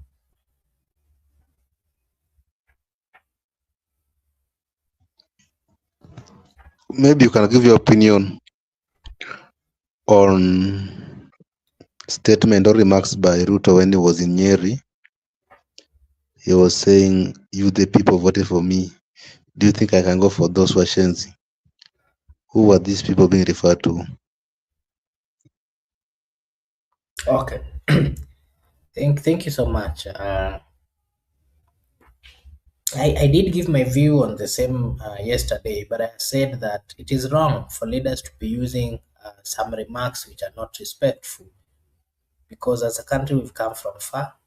As a country we've seen what bad language, we've seen what being tribal can cause. Those who have read, if they were not there, they've read is what really happened in 2007, 2008. And those who are there, if they saw what happened in 2007, 2008, all those things were courtesy of bad language, using wrong language, which then changed to something like tribalism and all those kind of things. I want to say that as leaders, and of course as the president, the governors, let those leaders use the right language when they are having a communication with the people, because the language that you use can either destroy a country or build a country. People who are held in high regards, like the president, needs to set them. To lead by example. Leading by example in the sense that they use the right language, a language that is uniting, a language that is that can be embraced, a language that is consoling. It is not right to use wrong languages, or a language that other community or other people will feel that they are offended or they are not respected. And therefore call out all those political leaders who have been using a language that is not in order, that they should refrain. As a country, we've come from far, we've seen both the good and the bad. When we speak about the good things, let us use the right language. When we speak about the bad things, that is when we will also witness bad things in the republic. So we have a choice as a people, as leaders, and we have to remind the leaders that they have a duty to unite the people, and the constitution is very clear. amongst all these particular leaders who are elected, if you followed part of the oath that they do swear, is ensuring that the country, of course, is united, it is peaceful, and they're not supposed to use any other form, whether language or anything that is not right, that can divide or cause death or make others feel that they do not belong. Yeah, so that would be my take on that particular statement. And then something else that I also wanted to give my view on is Governor Wamatangi. I saw he was his properties were demolished the other day, and then today I also saw that he's being targeted for by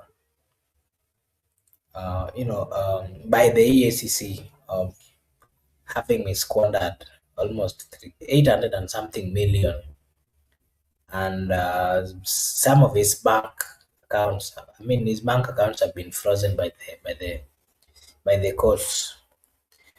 This, to me, if you ask me, I don't understand. If I don't advocate for people to steal from the public, but what I've always said is that let us be truthful. Let us be truthful in the sense that when we are applying, when we are fighting for something, let us fight for it as if, let us fight for justice, whether it is you are on looking for that justice or your brother or your sister or whoever is around. It is not right that if you have a political difference, that is when now you start following your opponents, making their lives unbearable. But when they are on your side, they are allowed to amass wealth, they are allowed to steal. That is so unfair. I'm not supporting any politician, but I want to say that let the same government or the EACC that is looking after the government officials, those who have stolen, let them look everyone. Let them not just look for the opponents of the government, because it is then not right. Let everybody get justice. Let all the thieves be arrested. Let not other thieves be protected. When they are going for thieves, let them go for all the thieves. EACC has always been used by the political, by the ruling governments. We've seen it not once but several times. I can say it without fear of contradiction. The EACC is a tool that is being used by the government. I wonder, I know the head of EACC, these are people who have been leaders in the religious groups. I wonder why they're also accepting to be used if truly they are truthful to their God, the one that they used to serve before they were appointed or given these opportunities to serve as leaders or heads of these particular departments. I wonder why people who are against the government would be followed, and those in the government who are, just doing their thing, stealing left, right, and center, and there's nothing that is being done to them. To me, that is unfair. We need to stand with truth and speak the truth as it is. So I've seen that kind of move that is being followed, that they are following Governor Matangi. I do not know. They know. But one thing that I condemn, if he's told, they should go for it. Whether he's supporting the government or not supporting the government. I've seen, and I can give you quite a number. Look at Waluke, Honorable Waluke. Because he decided to side with the government, he is today a free man. But if he was on the opposition, he was in jail. Such kind of behaviors, that is why you can never have a leader having a political stand or listening to the people or doing the will of the people. Reason being, they cannot think by themselves. They are at the mercies of the people in the top positions. It's that unfortunate. But again, we have a country. We have a country that has to get to where it's supposed to get to.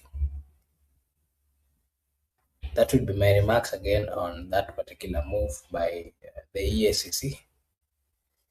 And yeah, so Miguda, any other?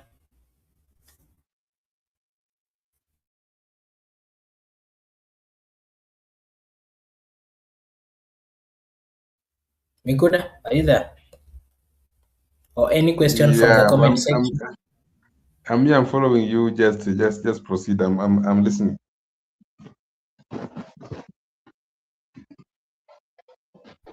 What else did you guys talk about that I should give my view on? Yesterday's rally, was it successful or not? I think something like that. The organization One of end by itself. Oburu Oginga, I can say that it was not successful.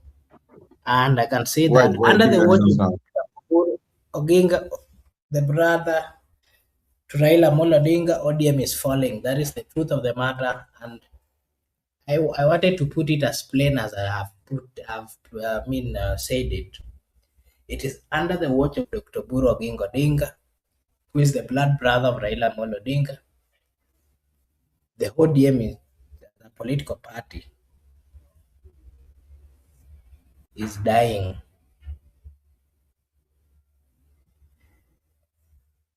The rally that was held yesterday in Kibra was not a successful rally because there was a lot of confusion. Confusion to the extent that if you watched that particular video, you'll see members of parliament, they are also confused. They want to speak, they want Oburu to speak. Oburu himself was also confused in this sense. He did not even know what to say, what to tell the people. It looks like he was even ambushed to get to this, to the streets or to that particular rally to give a speech. He was not prepared. You could read from how confused he was. And I've said here, if these people really love Dr. Buraginga, they should let him relax. Or we understand the party has been led and was for Raila Amolo Odinga. He can watch from behind. He can make decisions from behind. Because at this rate, what we are doing is there's no difference with what is happening in Uganda. Museveni is still coming out to tell the people that if you elect me, I'm going to expand the roads. And he has been president for more than 35 years.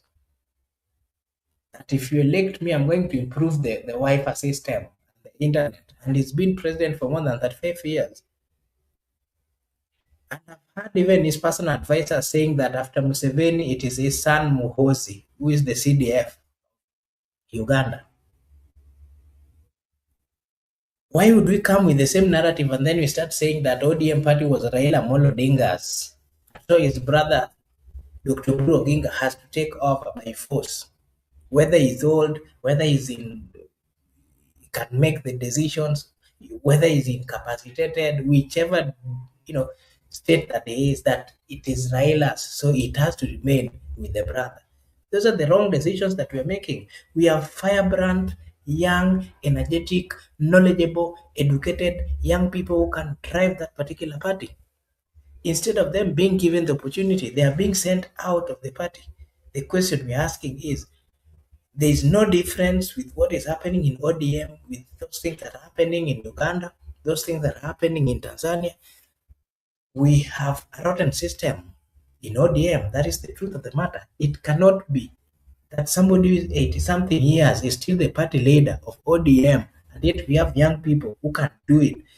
If we care about the old, we should give them a good, dignified retirement package. I look at what is happening in Africa. And then I asked myself, Oburu Oginga also, if he was man enough and a leader enough, he would have said that, yes, I was an interim, but I cannot continue. Give it to young person. He calls himself youth leader. There's nothing like youth leader there. Those are power hungry lions, if you ask me. I can put it in that particular way. And you're also seeing some other hungry lions behind him, forcing him to speak, and he cannot speak. The hungry lions besides him wants to also speak to the crowd. They are confusing him more. What we saw yesterday is a disgrace to the old people. All people should be given maximum respect. They should be allowed to rest at home. They are making Dr. Buro Ginga to have more problems and to have more stress. Dr. Buro Ginga should just be at home, relaxing in his gym and walking and running within his compound, not being taken in Kibra, and it is being forced to start giving speeches that he does not even know, where it is supposed to be going. We need to be truthful. And as young people, we have to also be speaking the truth. Because if we don't speak the truth, we are not going to get that space. We are seeing a group of politicians within ODM ganging.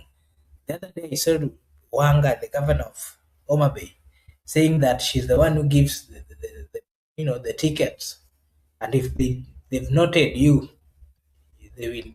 Well, even if you win or something like that, you'll not be given the opportunity. I want to say that let us give the opportunity to the young people. Let them be given the space to exercise what they can do. Let them be given the environment to showcase their abilities. So if you ask me now, in this ODM at some point used to say, oh, we care about the young people. Oh, we have to lead the youth league. Oh, now look at it. Look at the leaders. I sit down and I see Dr. Buro Ginga, the party leader, and then I see the likes of Wanga, the chairperson. I look at these other ones that are speaking about the broad base, and then I ask myself, do you think these people are taking the people of Kenya, the ODM members, to the right place? The answer is no.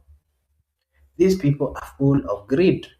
These people are looking for personal benefits. And that is why the speed at which they're taking ODM to UDA, or to government, or to whichever Kenya Kwanza, it is a supersonic speed. Watu wanaona vumbi nyuma, wanauliza ni nini imepita na hii vumbi. What is this for? We are being told that it is ODM that is taken, escorted to the government. It is so painful for those who loved the values of that particular party, for those who knew what Raila Amolo Odinga stood for. It is so unnecessary that immediately, not even a year, few months, few weeks, a party that someone struggled to build now being escorted at a supersonic speed, to the wrong political outfit that is called Kenya Kwanza.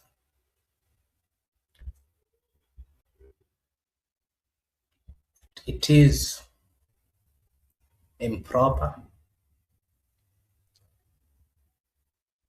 for ODM to unite with this government. This government has not stood for the people. This government has not worked for the people. This government has not been genuine and truthful. This government has not respected the Constitution of the Republic of Kenya. This government has not respected the rights of the people, including right to live, right to associate, right to communicate, right to move. This government has not respected ODM party based on all those grounds that it was formed. A democratic party, as I used to hear, a party that used to fight for the rights of the people, a party that used to condemn the injustices. Today, we are seeing it being driven by a supersonic speed taken to the government. It is not right. And when they are told, some leaders telling them it is not right, let us think about this. They are being told that you should leave, you should have left yesterday.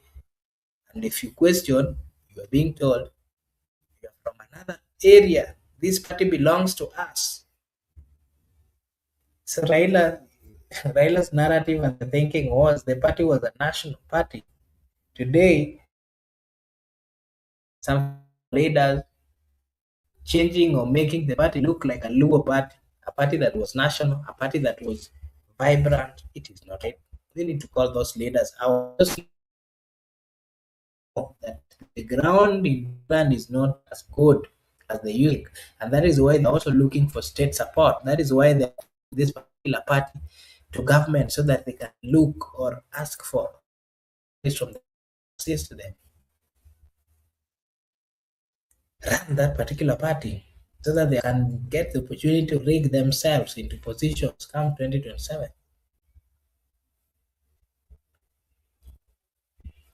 Good, those are my remarks on that particular question. What is the next question, Miguda?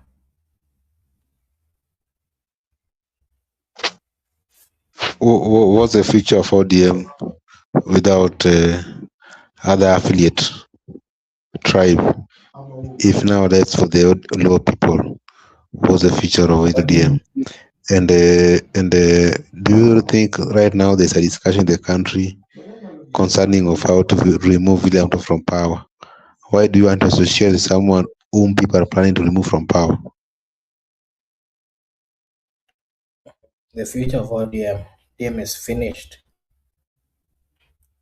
Continued narrative similar to this that I'm seeing, continued way of driving, or moving forward with the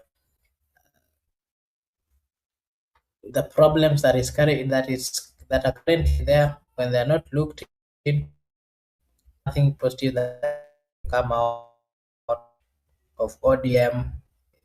The way I see ODM is going. ODM has problems. The problems has been caused by the leaders. The leaders who have caused the problem are the greediest leaders. They're the ones that have not performed. They're looking for state support. They're looking for financial. They're looking for a way to amass wealth. The future of ODM is not known. ODM is going nowhere. ODM is currently in the ICU. The only time that you are going to hear of ODM is 2027. Past 2027, you'll not hear of ODM.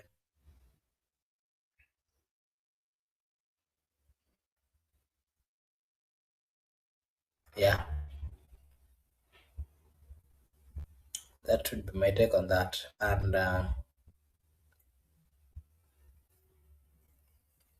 ODM party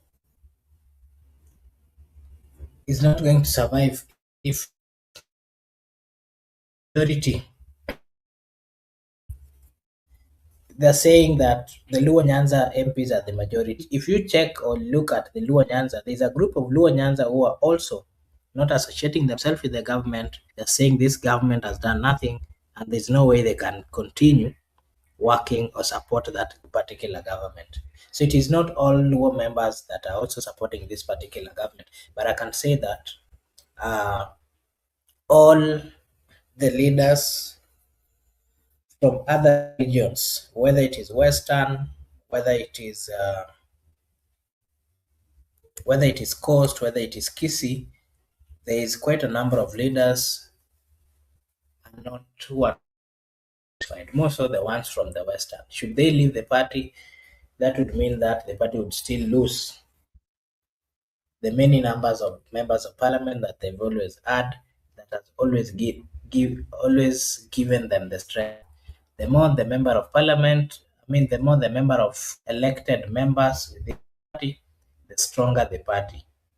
I can say that if they lose, the way I'm seeing they're going to lose the Western, it is very open that members who are going to leave the party from the West and would then join other political parties, and that would not really be beneficial to the ODM party. It would make them weak, and it would also make them not have the powers that they've always had in terms of whether they're going for negotiations. ODM has always survived because it has always had majority of many members, and the many members they've always had has given them the upper hand or the advantage of going to negotiate for bigger positions. Without the unity, and should the leaders from other regions leave ODM, should it be left to the Luo political party, I can tell you that in 2020, past 2027, we'll never hear of ODM. So it is upon them, the current leaders of ODM, to solve the problems that are being faced by ODM. It is upon the leaders of ODM to embrace all the tribes within the Republic of Kenya. It is upon the members or the leaders of ODM to let the people who have supported ODM feel part and parcel of that particular party. If they don't do that, I can tell you ODM will be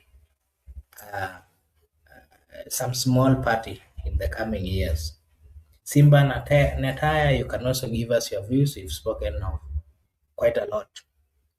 Mikuda, maybe you can ask Simba to give his views on the specific. Or Simba, I don't know whether you heard part of the questions have been asked by Mikuda.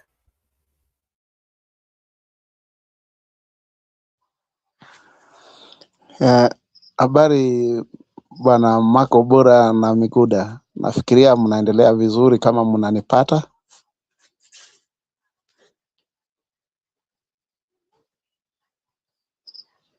Nakusikiza, karibu sana, asante, thank you for finding time to join us. Asante.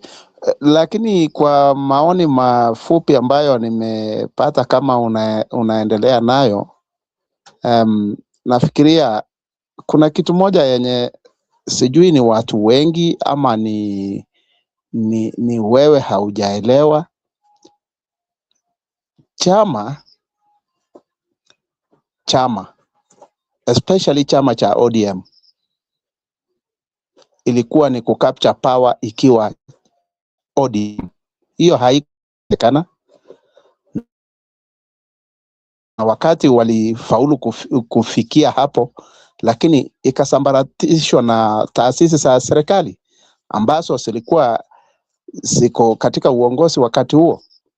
Lakini kwa sasa ujue kwamba mambo ni mengi sana yamebadilika, na jambo ambalo unajaribu kuliongelea mimi naliona ni kama ni kejeli, kwa sababu sio eti wabunge wa Western wakiwa wataondoka.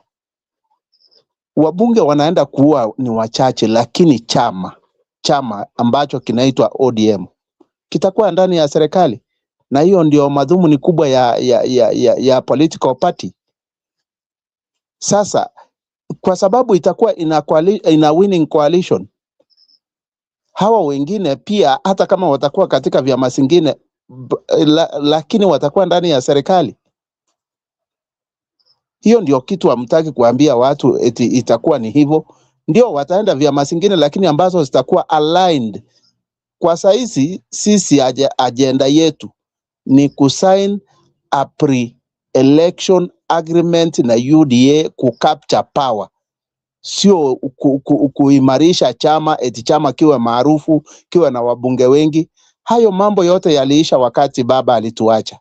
Saizi sisi agenda yetu ni ya Singapore, hapo ndio mahali tunaelekea. Mambo haya mengine tu itakuwa ni mambo ya kawaida.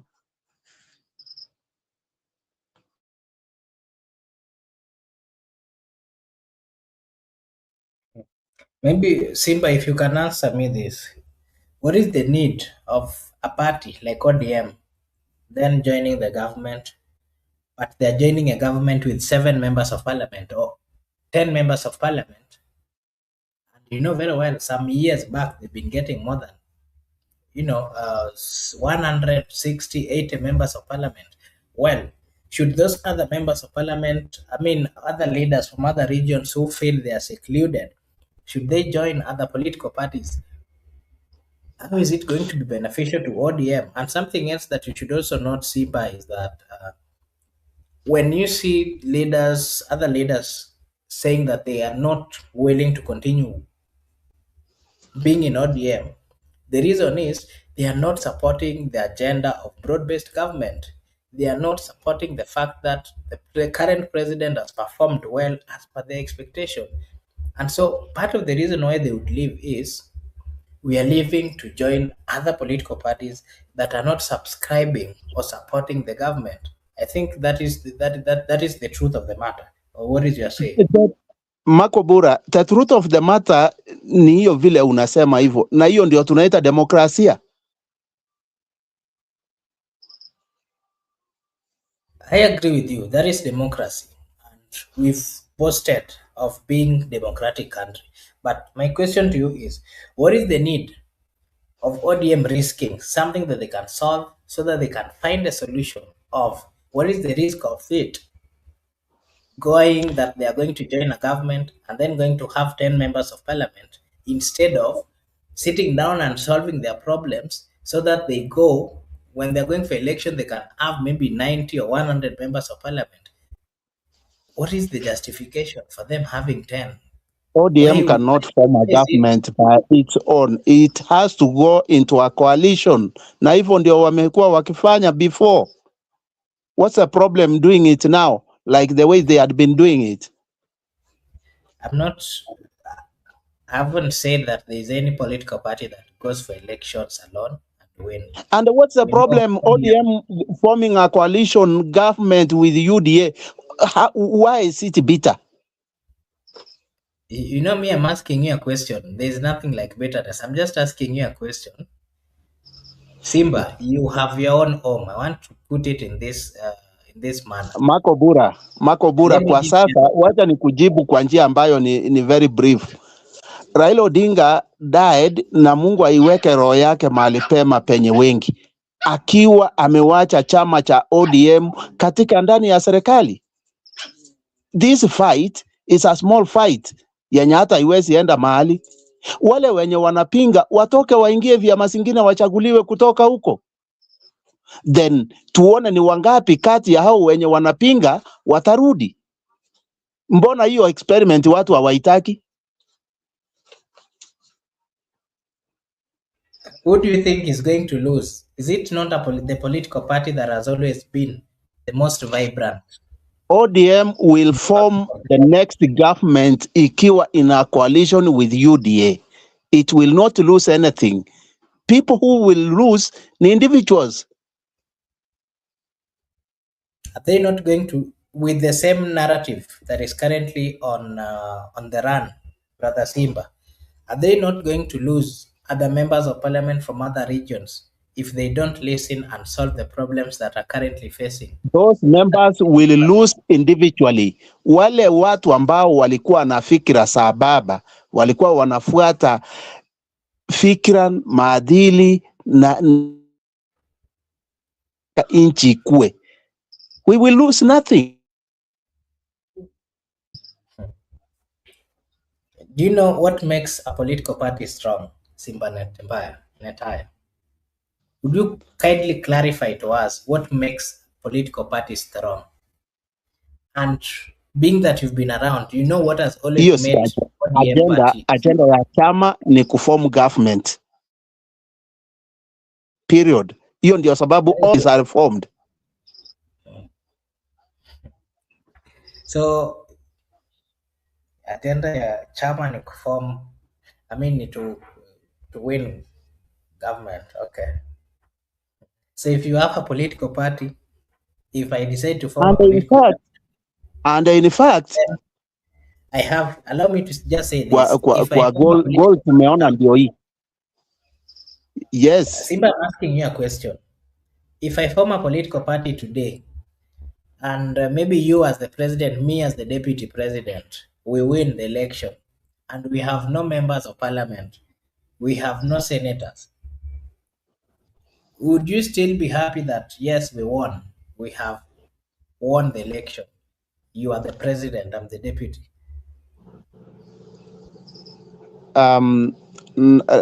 After 2007 elections, who had the majority?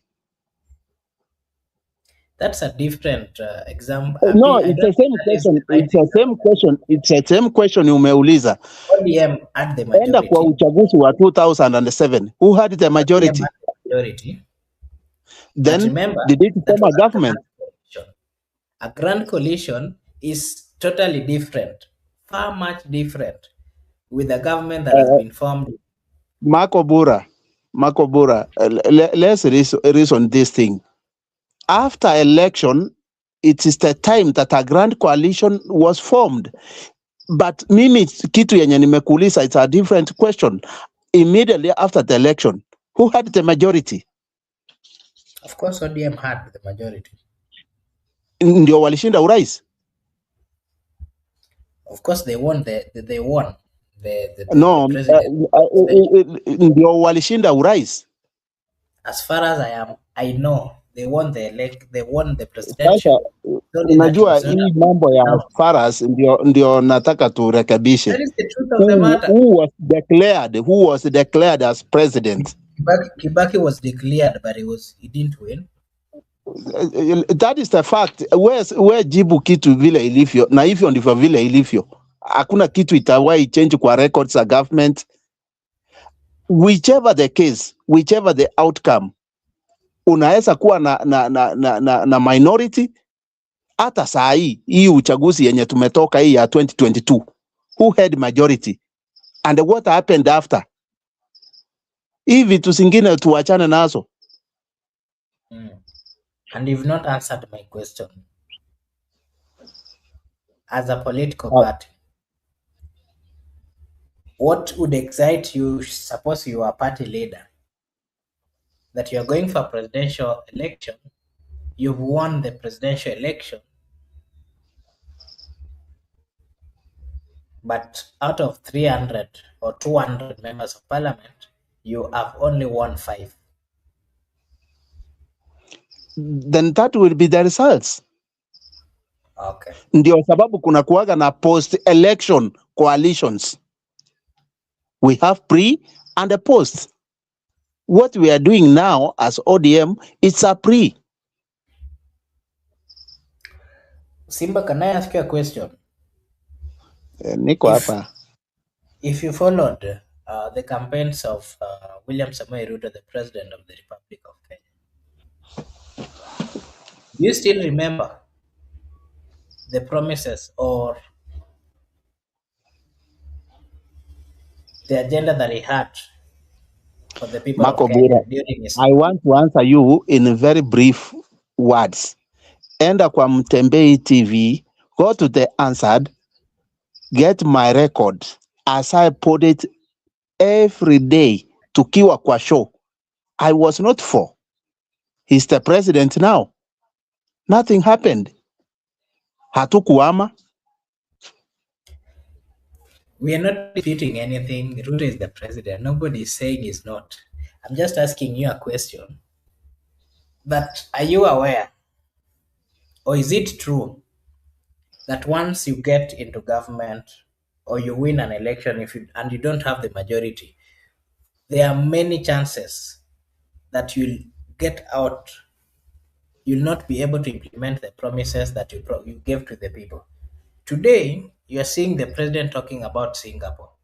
You're not seeing him talking about the ASLA. You're not seeing him talking about the promises that he gave the people of Kenya. Majority of the promises he gave the people of Kenya. He's currently diverted based on the fact that as much as he might be having the majority of the members of parliament, he cannot continue running the government smoothly. That is why he even got into these coalition agreements with ODM as a way of assisting him to run a smooth government.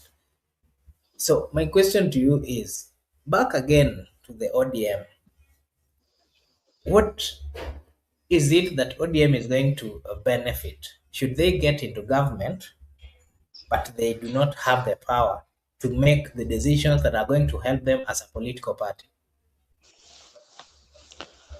Marco Bura, political parties don't run a government.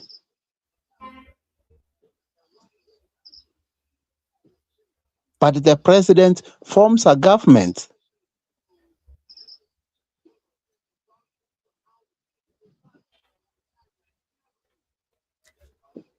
Okay, so I'll stop it at that. Allow me to acknowledge once again our viewers and to appreciate the fact that they've joined us. Goody, thank you so much. Paulo, thank you so much. Shaima, thank you so much. Judith, thank you so much. And everyone who joined us, we really appreciate. I want to remind you that this is Brother Wilson Media, and over here people say that your opinion counts, and the opinion of Simba and Etaya here is also counts. So Paul here is saying the day Ruto will win two term ODM, they will cry in toilet when they remember. I don't know what you mean. Yeah, but you've heard from a good friend Simba Netaya, who has given his views based on what he knows or what he thinks or what he believes in. I just want to remind you that over here we don't, the host, we are not politically aligned. We just ask questions as it is. And of course, we need clarification, just like our viewers need clarifications. So we are not in any way politically aligned. We are as neutral as we are trying to, when something is not clear or when our friends are coming up with a narrative that is not really clear and us helping the people of Kenya, we question and we ask them to give their narrative or their views.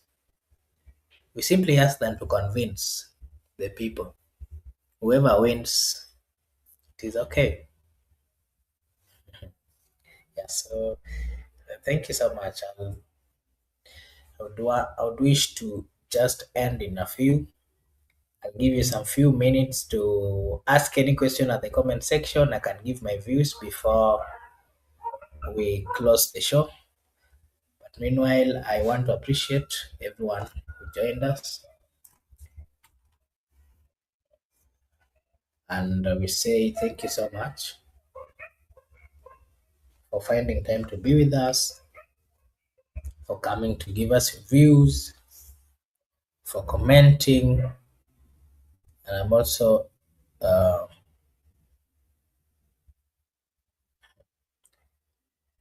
saying that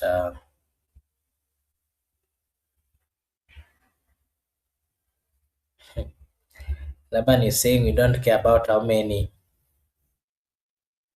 We care two term period. Kama si two term, we care two term period. Eh,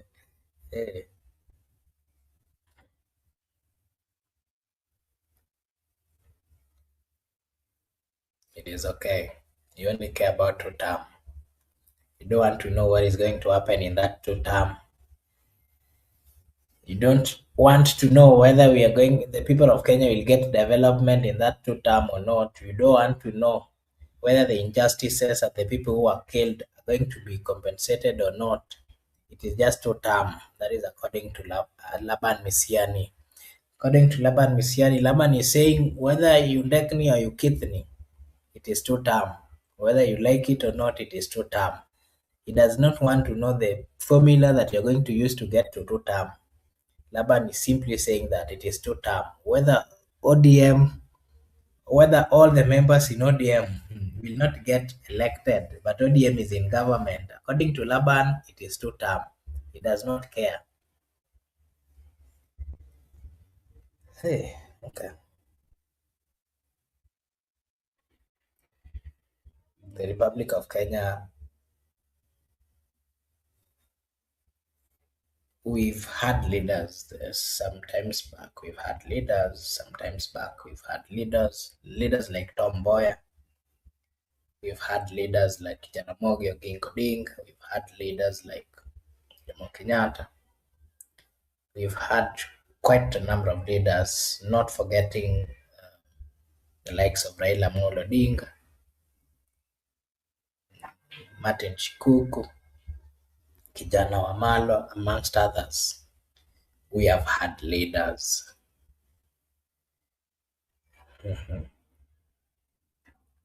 We have had leaders.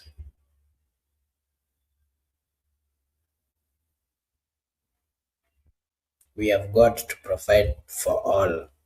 Hashtag 2 term. Hey, God is going to take you to Singapore. I don't know how the supporters of 2 term have been brainwashed to an extent that they do not want to really talk about the real things. You know, the people who are saying 2 term, they are behaving like one day you just go and sleep, and then when you wake up, you are in Singapore. You cannot get to Singapore without serious plans. You cannot get to Singapore when billions of money are being stolen every day.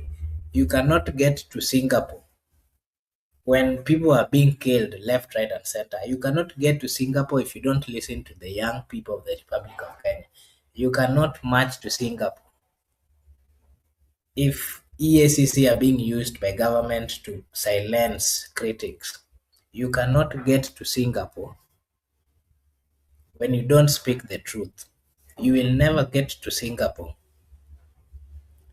with a government that do not respect the human rights. You cannot get to Singapore.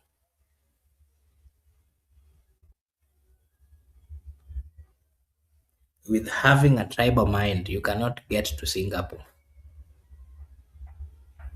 You can only get to Singapore when you have a strategy, when you have a plan, when you're speaking the truth, when you're saying it the way it is. That is when you'll get to Singapore. But at the rate at which I'm seeing things around, Singapore will be a fallacy. The rate at which the language that is being used by the political class is not uniting the people, is not consoling the people, we will not get to Singapore, truth be told. Let us be genuine people. William Samoei Ruto might get re-elected as the president, but as things stands and with the formula that we are seeing being used around, there is nothing much. We cannot get to Singapore. It cannot happen. We are not yet there. If he wanted to take us to Singapore and he was using the right formulas, we would have. The people of Kenya are not mad people. They will see and say that hii yenyewe inatupeleka Singapore. We are not some dandas. We are people who are learned. Kenya has learned people. If they are being taken to Singapore, even when they are sleeping, they'll be able to know that, hey, this one we are being taken to Singapore. But at this rate, their eyes are wide open. They're being told we are taking you to Singapore. For God so loved the world that he gave his only begotten Son, that he who believes in him should never perish, but maybe at some particular point should have eternal life. Thank you so much. I want to take this opportunity once again to appreciate, to say a big thank you to everyone who joined us.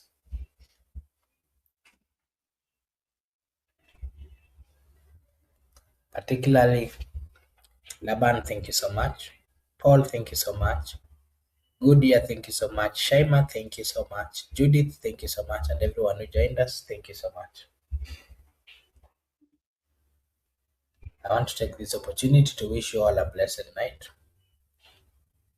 blessed morning, a blessed afternoon, a blessed evening from wherever you're watching us from. We really appreciate the fact that you took your time to join us. And if you're watching for the first time, kindly like and subscribe to the channel. If you do so, it is a way of supporting us na sisi hapa. Tutasema ni asante.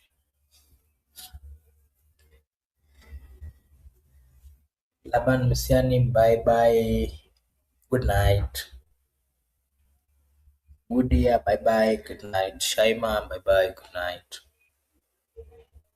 Paulo, bye bye. Good night. I cannot be traumatized. May I speak the truth? I currently do not have any person, or I'm not seeing any person who is truthful enough, standing with the people, speaking about the people's issues in the Republic of Kenya. So as we'll continue just saying it as it is.